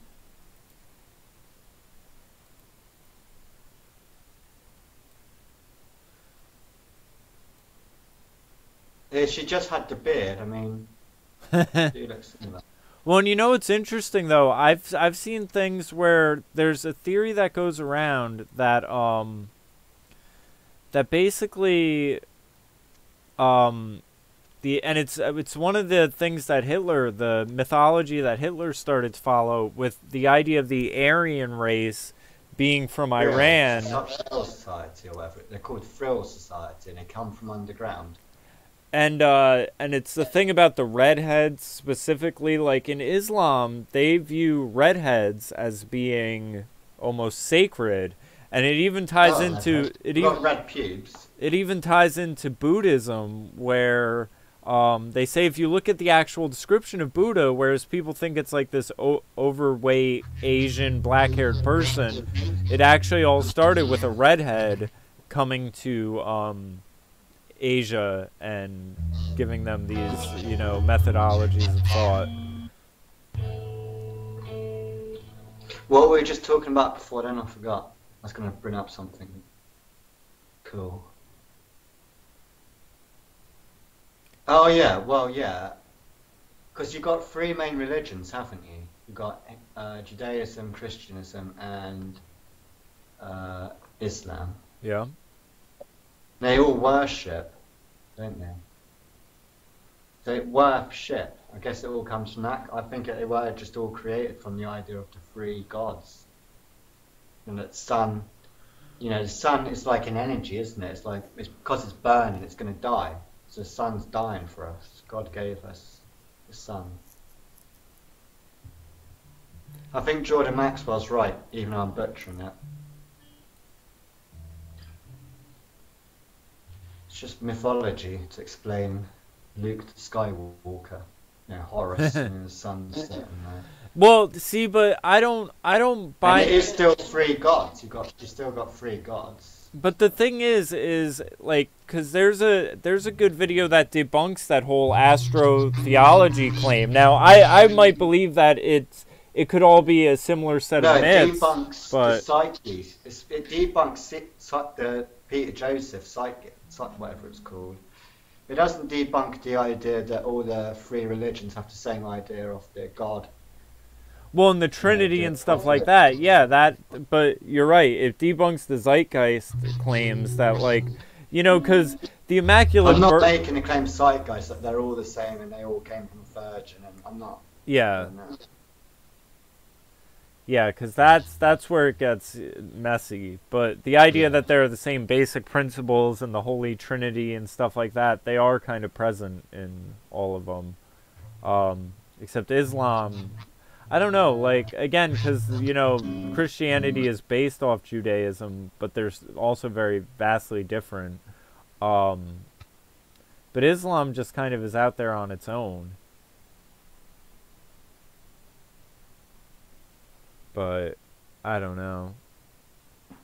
Here's the Daily Mail article about the Queen and the Muhammad, though.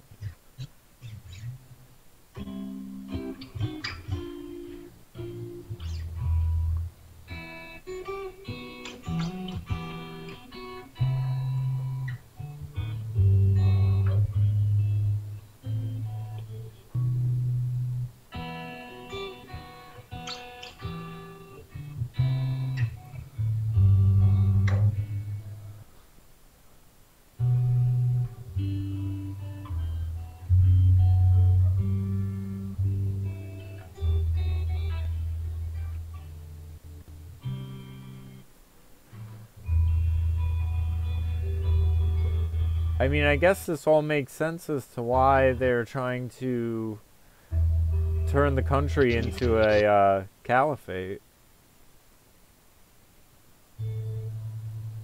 Well, as long as the Queen's in charge, she didn't give a shit, is she? Yeah. So as long as the lizard, hairy, goat-legged woman's in charge, it's good. They all have the same God, the God of Abraham. That's true. What's Saturn? Saturn worship? Man, I'll tell you, there's something about that Queen where it's like, I mean, Trump is a bit of a doofus, but I'd rather have to look at him as a leader than have that evil grin looking at us. Well, it's still weird. For her to get into Buckingham Palace, she needs permission from the Mayor of London.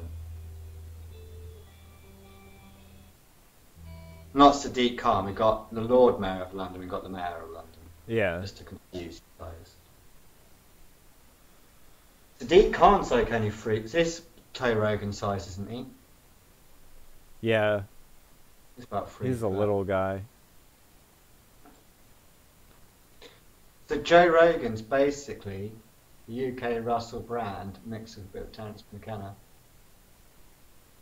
Yeah. Bringing in Silicon Valley. Censorship. And whilst it's doing that, it's going to bring the youth into DMT so they lose their minds. And they're just going to smoke weed in their little bubble. Thinking it's masculine, just jerking off to porn. Well, and what was the thing even the other day where I had Joe Rogan on for a second, and like they were talking about something, and they were saying how people were smoking weed and it was giving them knowledge, and like, I mean, there's a lot of things I would say, you know, weed helps me focus, it helps settle me down, and so I don't have like my hyper attention deficit issue and stuff, but like, I would never claim that doing any sort of drug gave me knowledge. Like, it might have given me a different perspective on things, but I've had, you know, people make that claim about acid and stuff too, and it's basically the same thing about DMT. Their mistaken perspective for knowledge, and then thinking that they are more enlightened about things. Yeah, but Jamie, have you tried DMT, man? No, I haven't tried DMT. Oh shit. Well, how long have you got till the NFL? Satanic Ritual. I don't know, a couple hours. Little Bow Wow's been arrested. Had a fight with a woman. You know that? Who? Other stuff. Superhuman robots will outstrip mankind within 50 years, warns AI expert. We'll just about be dead, thank God.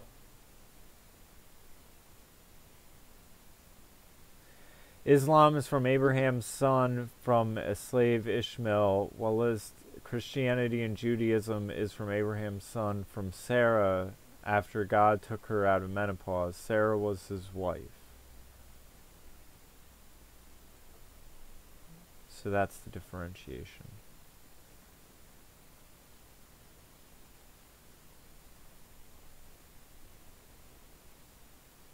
So they're from different sons.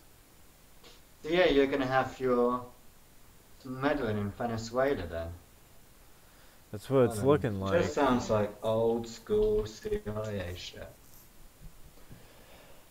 I mean, I guess the question to ask though would be like, what should be done about Venezuela then? Are we just supposed to point at it and watch it collapse into itself, or? Yeah. Well, it's not Venezuela, is it? I reckon it's pretty much under American control. All of that area is. It reminds me of, where's that place they were doing BITCHUTE? Not BITCHUTE, that's underground, dude. Who was Barry Sills? Naga, Wham, wherever it was. Naga's, where's that place? Near Panama. Naga something. I don't know. You know the place where they're doing the gun running for Bill Clinton? Not offhand, but I know what you're talking about. In Iran Contra, what was that area they're doing? It's Naka something. That's like so I guess Venezuela kind of like links these kind of areas together for them quite nicely. I mean, it is all South American, like you're saying. They have been doing Nicaragua. Oh yeah, Nicaragua.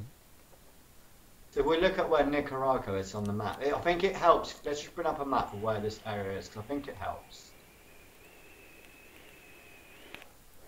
I think it's I think they're just linking all of this area.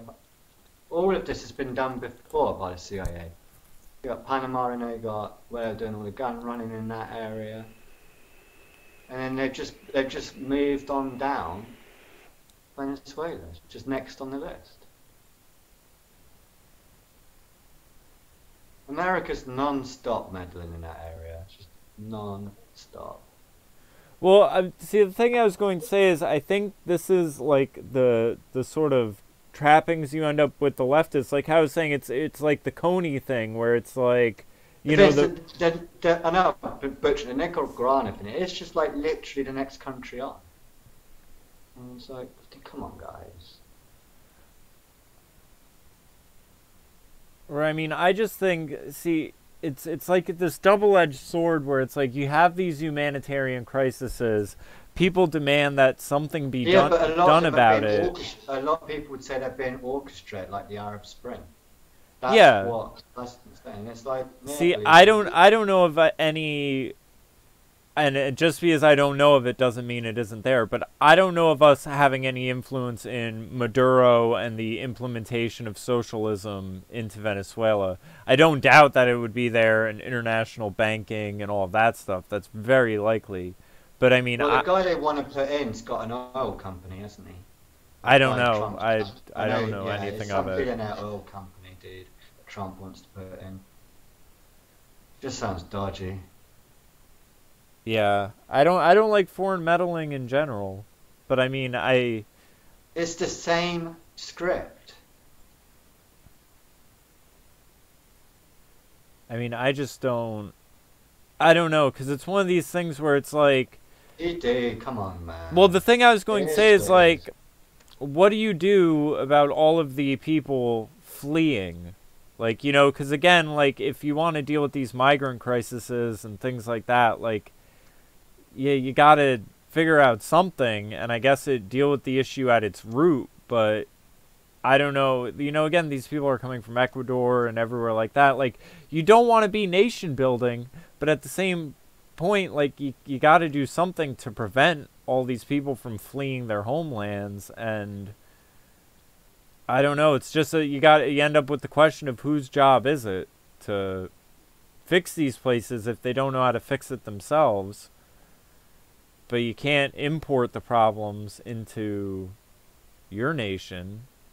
Like, I mean, it's like, it'd be, you know, it'd be the same thing as, like, what if France collapses into complete socialism and people there are starving and fleeing, and, you know, what would Britain decide to do about the issue? You are talking about France, Jamie. Huh? You are talking about France, you know? Yeah. We'd fucking piss ourselves, wouldn't we? Huh? We fucking hate the French. I mean, it's a bad country to pick. We fucking hate, fuck the French. Yeah. Yeah, fucking. We would laugh. Well, I mean, that's what... Smell. They're lazy. I'm not joking, like, no one gives a fuck. No, you know what's funny, actually, about you saying they're lazy is I had made a point right before a bunch of French music producers came to the area to work with a friend of mine. I made the point on Facebook where I said, you know, in America, people fight to work longer hours, and, you know, we're mad that Obamacare is taking away people's time at work and stuff like that. Like, even me, I have my hours cut all the time because if the amount of hours they want to have me working would mean I'd get certain benefits and everything like that. And because they can't afford that, they don't give me all the hours that they want me to work. And it pisses me off. It pisses them off, but it's the government imposing these rules upon the business agreement. And I had said that, and then I said, but in other countries, they fight for more days off and longer vacation time and longer, you know, holidays and everything like that. That coming out says that, what's the guy's name? Maduro. Yeah. It looks like the polls are giving him about 81% approval from the citizens. Like, a lot of the citizens do seem to be in support of him. Yeah. It's just, it looks like there's this new military group that's coming that's causing this problem. I don't know again. Being bribed. But I always kind of question the idea of approval polls, because it's like, you got to question, like, what's the conditions? Like, if someone said, you know, the Chinese government has 90% approval, like, you know, you got to question, like, okay, is that because they'll get penalized if they speak out against the state? There's quite a few. I had to get you, but I don't know, they seem alright. I mean, it's the, you know, they say that thing about the healthcare systems where it's like, you know, people approve of their healthcare systems even though there's other ways to look at it and see their shit. I'm sure, was it the same country? Didn't America do this in like 2003? Exactly, didn't we see exactly the same thing play out? I don't know. It's a foul coup. I mean, they've had plenty of them. You know who would have? You know who would know? Steve Pacinic. You should see if Steve Pacinic has been on any podcast talking about that, because that's basically what he did, was South American coups. So I mean, there is definitely a history of it. Yeah, it was 2002. The CIA tried to overthrow him then. 2002, Venezuela's coup d'etat attempt. Yeah. And Hugo Chavez. It's Hugo Chavez, wasn't it? That's all coming back to me now. Yeah. They tried to take him out, and then he ended up going straight back in like a couple of days later. Well, and the thing and too is the same story. I look at these protests, look at his press, and he had like again 80. It was about 80% approval, and we had the same thing. Oh, no one wants Chavez. Well, the thing too is, you know, the CIA isn't even a part of the government. It's its own sort of. It's not just that. Like, it's like a parasite on top of the military intelligence complex, the media, and everything like that. Like, it literally is like the deep state as far as its functions and roles. How many Americans are in there? How many American expats do you reckon you're looking at? Just have a guess, just for fun. I have no Put a idea. number on it. That's fine. I think you're going to be shocked. I reckon it's about the equivalent of about 8 US states. Maybe 9 if you included like Washington or something. Fucking loads of them, man. Fucking little Arabs. Dirty little Arabs. I'm joking. Today everyone's going on about the Jews. It's not the Jews, it's these expats. They've completely taken over Venezuela already.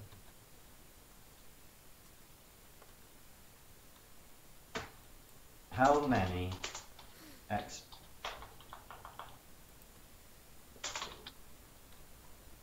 in Venezuela? Okay. From 1910 to 1930 it's 4,000. That was ages ago, but what is it now? Even then it was high. Why can't we find? Why can't I find it? It'd be an easy number to find.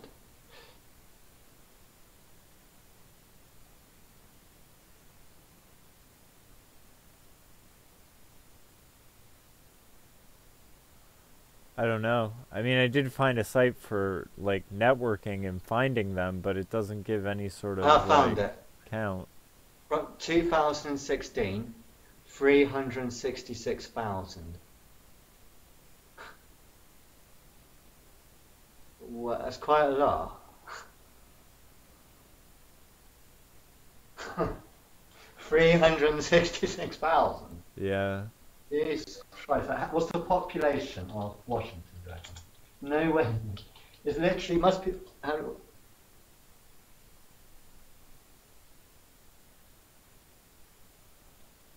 Okay, maybe I'm wrong. Washington's 700,000.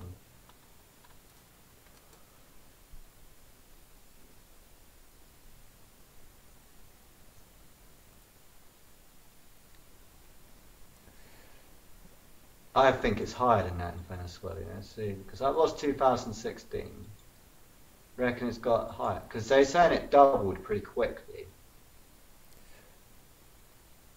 Well, and the thing too is, you know, in these countries, like, you know, it's the reason you have people like John McCaffrey and even Governor Ventura moved to like Mexico and all these South American places, because it's like your money is worth so much more. So it's like, while a socialist collapse may be awful for the people living in Venezuela, if you have money, you could go there and live like a king. Yeah. Looks like it, doesn't it? Looks like they're just fucking it. Now, when you see these headlines like, where is it? US was temporary stop for many Venezuelans, now it's home. And it's probably not safe there for Americans at the moment. They're probably pissed with it in Venezuela. I mean, it's not safe. Look, it's like, maybe if you fucked off. Like, it's been, yeah, and then you just look at the other areas where America are involved, and it's like, yeah. And again, they seem to be arming the opposition again. That's Yeah, always the that's main good. bad sign. Yeah, which it seems to be the case. And now it sounds like I'm supporting a dictator. I'm Let's sure see. he's a Well, bad guy, here it but- says, here's a timeline where it says Spotlight Analysis, Venezuela's collapse, and then on 124, Venezuela military backs Maduro as Russia warns U.S. not to intervene. The day before that, Maduro says Venezuela is breaking relations with the U.S., gives American diplomats 72 hours to leave. Pence tells Venezuelans the U.S. backs efforts to oust Maduro. Well, last year, Maduro's approval rating, according to Wikipedia, right? You think Wikipedia would be like, fuck that guy? 84.6%. That was September. So where are these what are these protests about then? It's obviously, it's not the Jews, is it? It's it's you guys.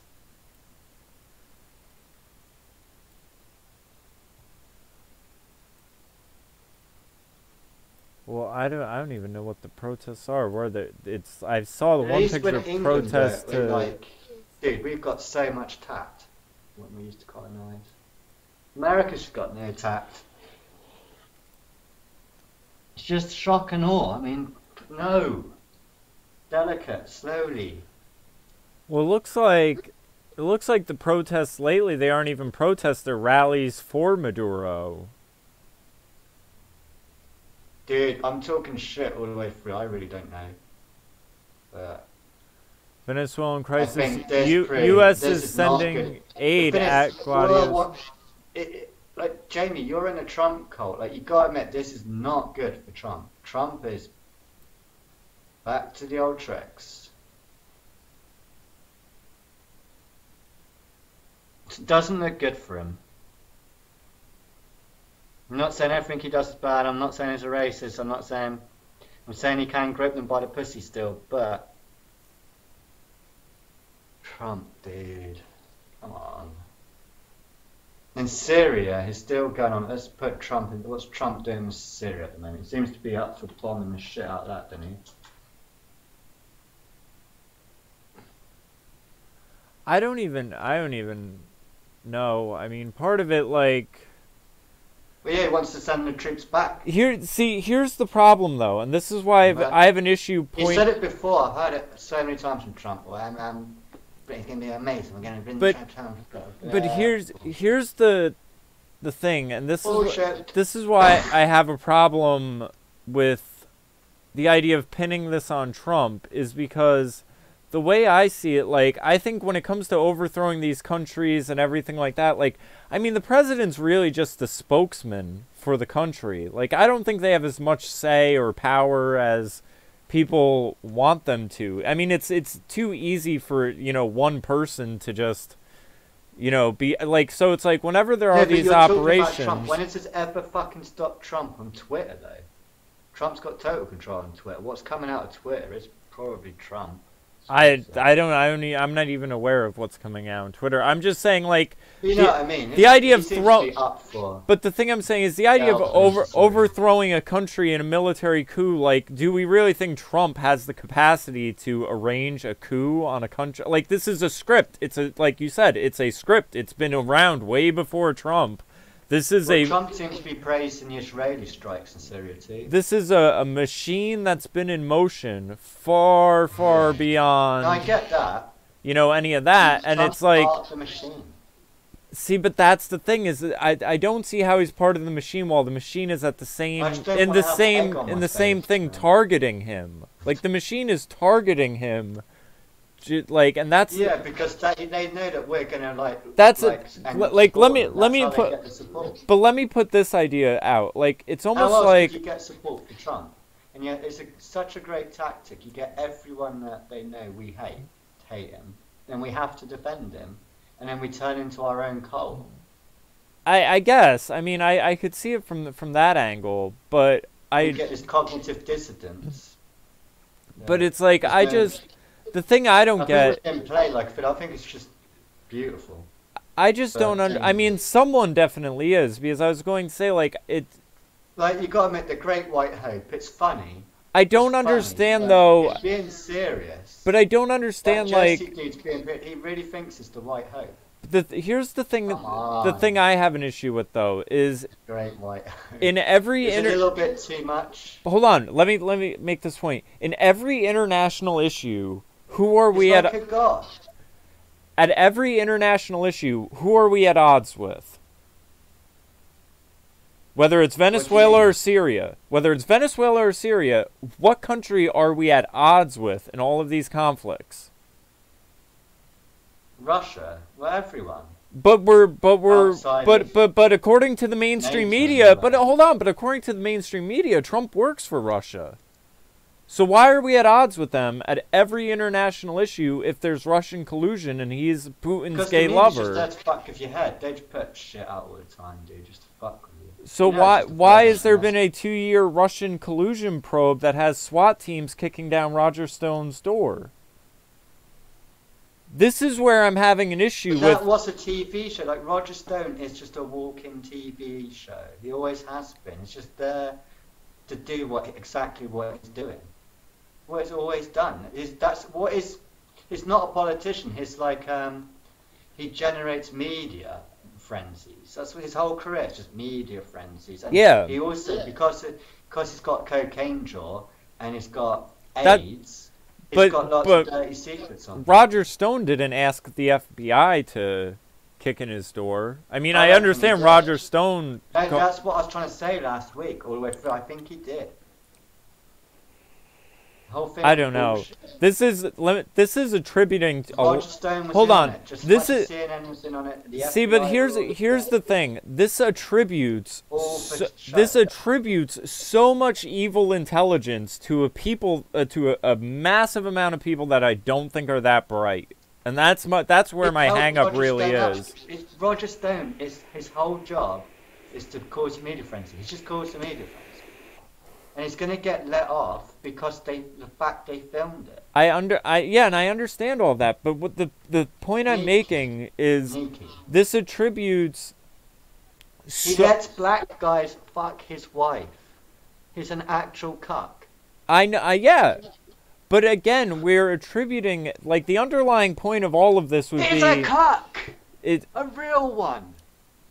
But you're also saying he's an evil genius that's colluding with the FBI to put on a charade for the mass media to... Like, that's my issue here, is there's a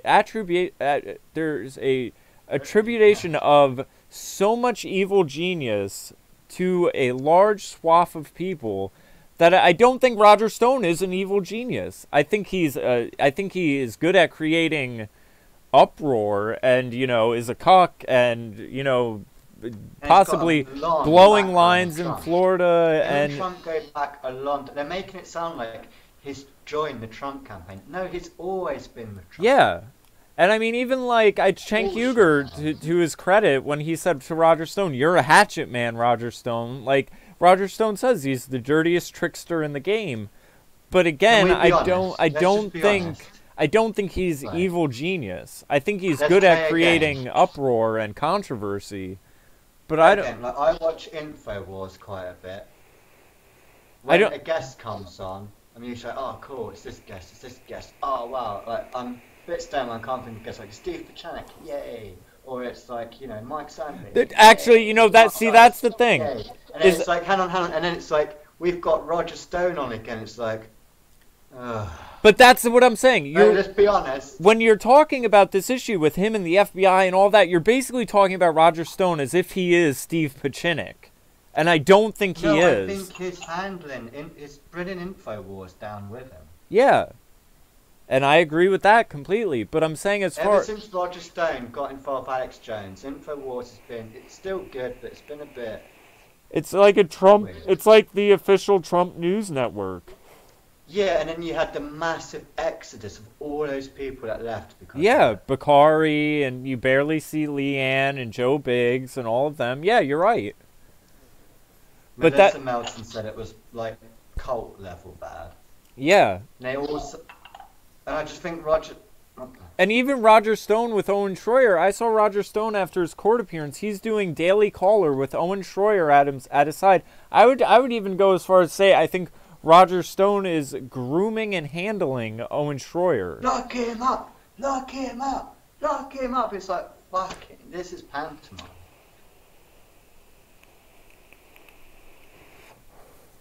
I just don't think let me put it like this. I don't think the players and the actors we're seeing out on the stage are the masterminds of the scenarios that are playing out. Like, and more often than not, I think they're accounted for useful idiots. You know what I mean?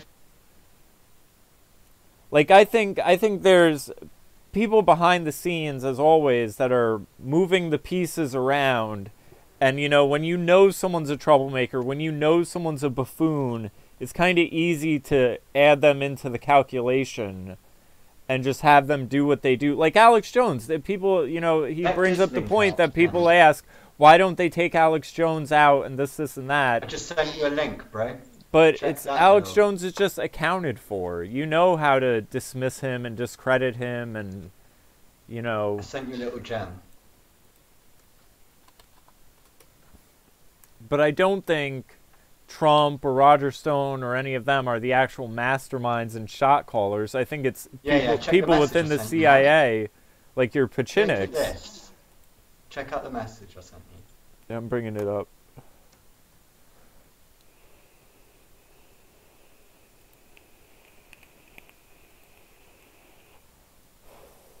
This guy? Yeah, and that's the thing, though, is imagine, though, the amount of deep state dirt that you could get on Roger Stone.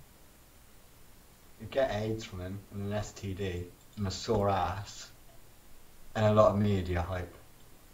And this is why, though, the deep state does this, where if they know someone has these sort of personal flaws and vices, they're then easy to control and everything like that. Like, I would say, you know, Roger Stone probably got a call being like, the FBI is going to show up at your house, you know, just come out and you can handle it this way. But I don't think Roger Stone called the media and CNN and was like, all right, guys, here's the day you show up at my house. That's what I'm saying. He's an actor and an accounted for variable in the grand scheme of things, but he's not a mastermind of anything.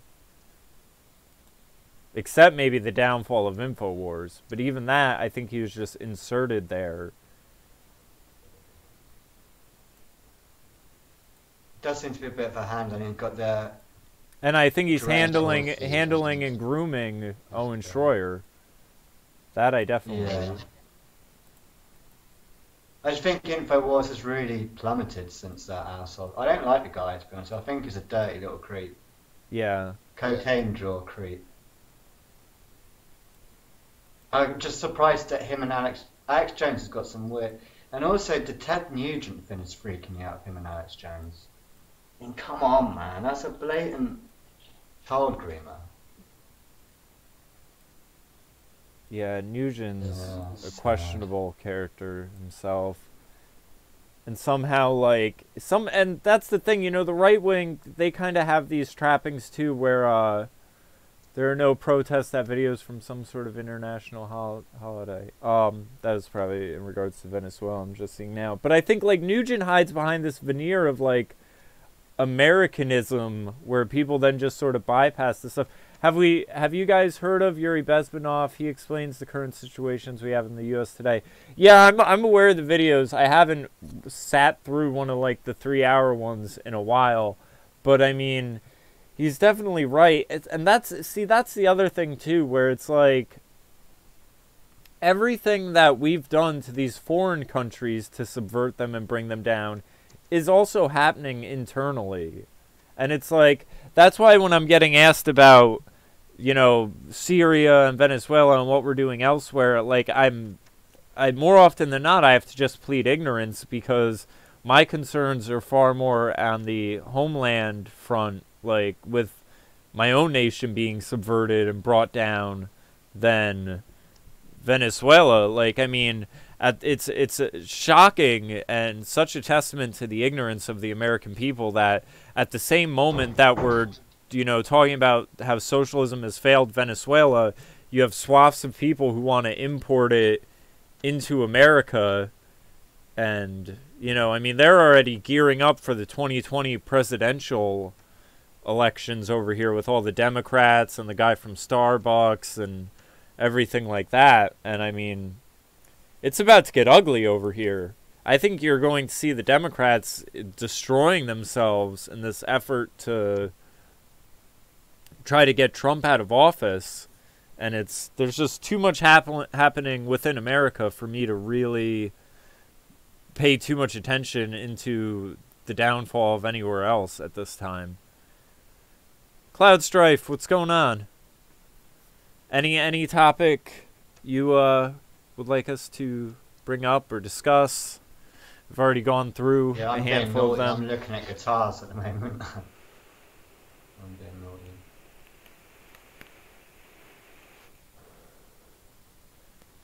I mean, I don't know. I really wonder what's going to happen. I think, aren't we, in 2 weeks, you're in the UK. Well, you know, the UK even, now what I was going to say, the UK, it seemed like there was an uproar for a while after the whole Tommy Robin incidents and everything like that. Has that sort of just, disappeared. has he? Yeah. I was wondering, because it seemed like there was, like, some momentum for a while. Where in the UK is Cloud Strife, then? Where in the UK? Where? I don't know. I'll let you know when they say. But it really... Yeah, Tommy Robinson's disappeared. But the thing is, he's going to go try and go political. And it's like, what are Tommy Robinson's politics? Like, I don't know what they are. Yeah. Nobody knows what they are. And all it's done is just really divided... Oh, fuck you, P.LEVI. I think, I don't know what's going to happen because, I mean, Brexit isn't going to happen, like I said, on day one. Then we're going to end up coming to an election, general election. We've got Jeremy Corbyn, so, I mean, yeah, that's Jeremy Corbyn for you. Main topic of news here is Brexit, they said. Yeah, I saw Sargon did an interesting clip about the Brexit thing, and it, you know, it's... One of the things that bothers me is, like, I can completely respect people having different political outlooks and different, you know, views on things. But when Sargon was interviewing some of these Brexit supporters, and they were talking about ensuring a democracy, and he asked them, like, well, the people did have a referendum. Why are you okay with subverting that vote? That these people just sort of go blank. And I really, for whatever reason, latch onto hypocrisies and holes in sort of these moral stances that people take where they try to say, you know, well, this is the right way to do things. And then there's this giant hole in, you know, what they're saying. Oh, well, you know, we need to vote again to ensure democracy. And it's like, okay, so you're ignoring the first vote. Why? Well, yeah, it's virtue signaling, like just Stefan Molyneux 101. I'm not. Yeah. Yeah. They're just idiots. But the thing with Brexit is the big thing is like no one's talking about the obvious, which is Theresa May isn't running the country. We've got a deep state too, but it's called the European Union, and it's Bilderberg. So until we start talking about Bilderberg, Bilderberg's Europe. Yeah. That's the European nation. I've never heard Bilderberg come up. And I think that's one of the biggest problems. They're never going to get out Europe. Bilderberg are never going to give up Europe. You've got to realise that the history of Europe, at least to its creation, which was 1954 or so, it's like it did come out of Nazi. Like it is the rise of the Fourth Reich. I know it sounds all conspiratorial, but... No, but it's, I mean, it's pretty blatant. Well documented. Well, and you know, you know what that reminds me of? Mercedes, Volkswagen, Hugo Boss, IBM, Siemens, they're all came out Nazi Germany. Yeah. So the Nazis knew they were losing the military, you know, military progression, but it didn't mean they stopped the ideology. They all went underground. Like, what happened to all these Nazis at the end of the war? What do you think happened to them? Yeah. I mean, you would think you'd have to build whole separate prisons to keep them all in. And Bilderberg's kind of the thing that glues them all back together. Well, I was going to say, too, I think it's interesting. I was watching some clip because, you know, over here the Democrats are all in an uproar about the CEO of Starbucks trying to run as an independent. And, I mean, his positions are basically 90s Democrat positions. He's sort of like Trump with more of a... Wikipedia, like, this is Wikipedia, Bilderberg meeting. The Bilderberg meeting is an annual conference established in 1954. And it's talking about how they created Europe. The part of it was creating the European Union. Yeah. Well, you had this this Starbucks CEO was accosted by some guy in the crowd, and he was like, "Go back to your Davos meetings with, you know, the planners and the globalist elite and this and that." And it's like, okay, but you're yelling at him saying that he's going to take away from the Democratic vote. Why would you not think all of your Democrat mainstream candidates are at Davos meetings and Bilderberg and, you know, with all of those secret clubs and everything like that? I mean, and that's one of the other things. Do we know of Trump being at any of these meetings, or are we just assuming that he's phoning it in if he is just part of the plan and agenda? I think what you could be watching, what I honestly think is going on, I think The Economist magazine gives it all away. England's bluffing. Who do you think you are kidding, Mrs. Merkel? Who do you think they're fucking bluffing, man? Come on. So what's going to happen? We've got a wall. End of. Got a fucking wall. Germany's gone. France is gone. Like, everything's on fire. Greece is 50% unemployment for the youth. So if England pull out now, we're going to suffer from that. But if we just wait until Europe burns, if you go to Europe, you go to France, you need to spend the euro. If you go to Germany, you need to spend the euro. Like, it's all the same currency. Euro, yeah. You use the euro. We've still got the British pound. So they're just going to watch it. Well, and that's true. Britain has always sort of been part of the EU, but at the same way, like you said, you're not. I mean, there's an economic wall, and there's also a waterway. Like, you're not attached to the other ones the same way. The thing you've got to remember, which Sargon probably could have put across better, is London is the EU. But that's how the vote went. All of London wants Remain. So what would make sense is if, why didn't just London just stay in the European Union and then England leaves? Wasn't it our? That's the logical thing. Is London now? I could be wrong in this, but isn't London also sort of like Washington D.C. to us? Like, isn't it a city-state? Like, it's more its own crazy separate. Than Washington D.C. Yeah, it's a. But it's separate. Yeah, sovereign state. Yeah, so even the Queen needs permission. As I said, even the Queen needs permission to get in and out. Because she's got the, I don't know what the stuff is about. With what Cloud Strife just said, all British people I speak to do not consider themselves European. I was thinking, and you know, it's one of the things that Owen talks about in regards to white people and, you know, the Native Americans, how they try to take your God and then, you know, give you a new history and everything like that. And that's sort of what the white thing is, and it aggravates me so much. I had a coworker of mine, she looks Italian, she's part Mexican, and I was talking at work about how she mentioned that to me when we were watching a holiday parade. And with Brexit, all they're doing is kicking the can down the road. Yeah. But I was going to say how... I've also, do you want to, I don't know if you know, I've got a secret recording of when, because Theresa May had to renegotiate a contract, she renegotiated a contract, and then she had to call the EU, and it went like this, it went ring, ring, and it's like, hello? No! No! No! And they just rejected it. No! Who's that in the background crying? No! They started to fuck up. There's no agreement. Nothing.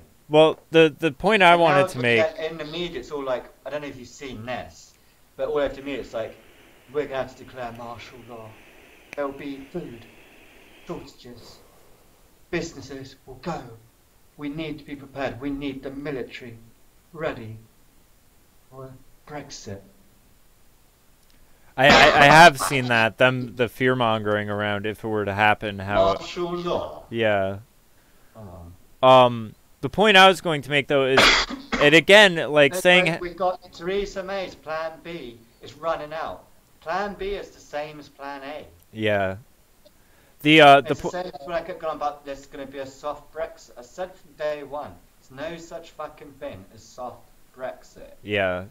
The point I was going to make about the British people not considering themselves European is with Hispanics in America, you know, it's only white liberals that look at a group like Ecuadorians, Portuguese, Mexicans, Puerto Ricans, and all that, and look at them and say, they're Latinos, or Latinx, or, you know, whatever.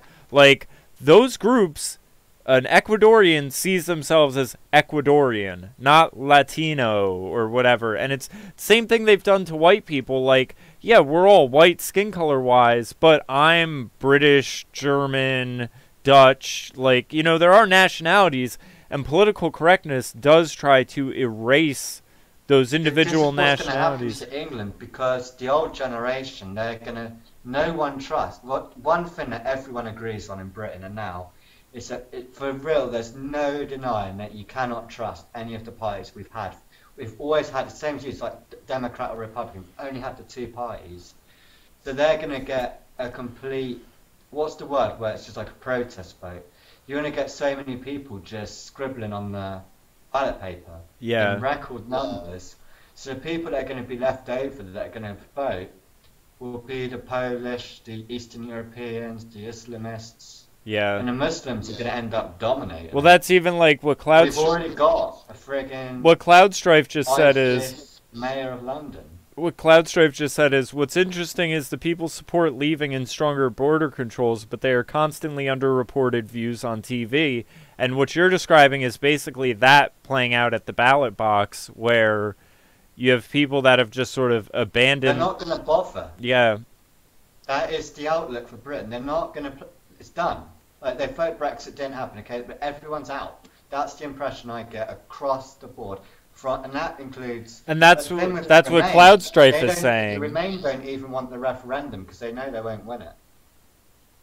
No one's... It's just London, that's it. London want to Remain, that's it. So why not just do... That would be my plan B. Just, okay, London, you fucking do what you want. Yeah. Well, and you know, it's funny because in America, remember when Trump won, California was basically saying that, where they were like, "Oh, well, we'll just exit the U.S." Succeed, yeah. Texas were talking about it. They had the Texas Brexit, didn't they? Yeah. Yep. But see, the problem is California relies so much on federal funding and everything like that. And an interesting point that I think I mentioned this on the last broadcast with Bill Whittle made this point, where he said, you look at these politicians out of California, Nancy Pelosi, Kamala Harris, I think Cory Booker too. A lot of your big-name Democrat politicians are all from California, and they have no shame in the sad state of affairs with needles and shit in the streets and all this other stuff. And it's because California is the model. It's not a mistake that it's turned into a shithole. That's the model, and that's why you see it happening now in Portland and Seattle and wherever there are these liberal hotbeds, things start going to shit. And we're now so far along that, you know, it's like, I was going to mention this earlier. You had Tucker Carlson try to do this interview with this woman, and you had a politician who basically came out and said that, like, women should be allowed post-birth to decide to abort the children. Like, they came out with some remark like that, where they were basically advocating abortions after birth. And Tucker was trying to get this woman to comment on it, and all she did was go into a tirade about, well, you have the Trump and Pence regime with Kavanaugh on the Supreme Court trying to regulate women's bodies and the decisions about women for health care and blah. Like, I mean, it was just the party line and the talking points, and she would not talk about what Tucker was talking about. Like, he would continually say, I just want you to speak on the topic at hand. You're talking generally. What do you have to say about this one politician? And it just went right back into, well, Trump, Pence, Handmaid's Tale, women's bodies, you know, this, and that. Like, it was, I mean, you wonder sometimes if Tucker is like, who's on that, you know, board, and are they picking people to look dumb, or is this really the caliber of the people in these organizations and charities and whatever groups, nonprofits? Like, I mean, it's I don't know, the whole abortion issue in America has sort of just reached it's like it always was a divisive issue. No, Ireland's worse, because Ireland's got to top every nation every time. Like, they've legalised abortion too, and Ireland's like super Catholic, or it was. Yeah. But it's become, because of the now pushing of it, where now it's no longer about it being safe. It's about access. It's about, and I think that's why, like you were saying in that court case with that woman who got the 12 months and everything like that, you know, you could sell that to people as, you know, well, what else was she going to do? She wanted an abortion and she wasn't able to get one. So therefore, whatever she does... It's all about the mum needs, yeah. If you want to throw your kid against the wall and kill it and stuff in a teddy bear, that's fine. Yeah. It's tough being a woman. She looks like an absolute... She looks like a porn star. It's because she's sexually attractive. She's got a sexual market value gave her the 12 months. If that had been an ugly, fat, 50-year-old hag of a woman, no way. It's because every guy wants to fuck her. And women find it attractive. Like that new Ted Bundy thing that's on Netflix. They're like having to go, stop calling him sexy. And all his articles out. So we're just getting more and more degenerates. Yeah, I haven't checked out that Ted Bundy thing yet, but I mean, that was the thing with him, where even after he was arrested, women were writing him letters and trying to get married to him and all sorts of stuff. But anyway, we should probably wrap things up for the day. Yeah, man. I get some stuff done while there's still time. But yeah, I'm gonna watch some more Poppy. She got really more crazy shit out. I'm sure. I'm obsessed with that lady. But all right, well, I'll catch you next week. Yeah, man. Cheers, all right, dude. Take care. Yeah.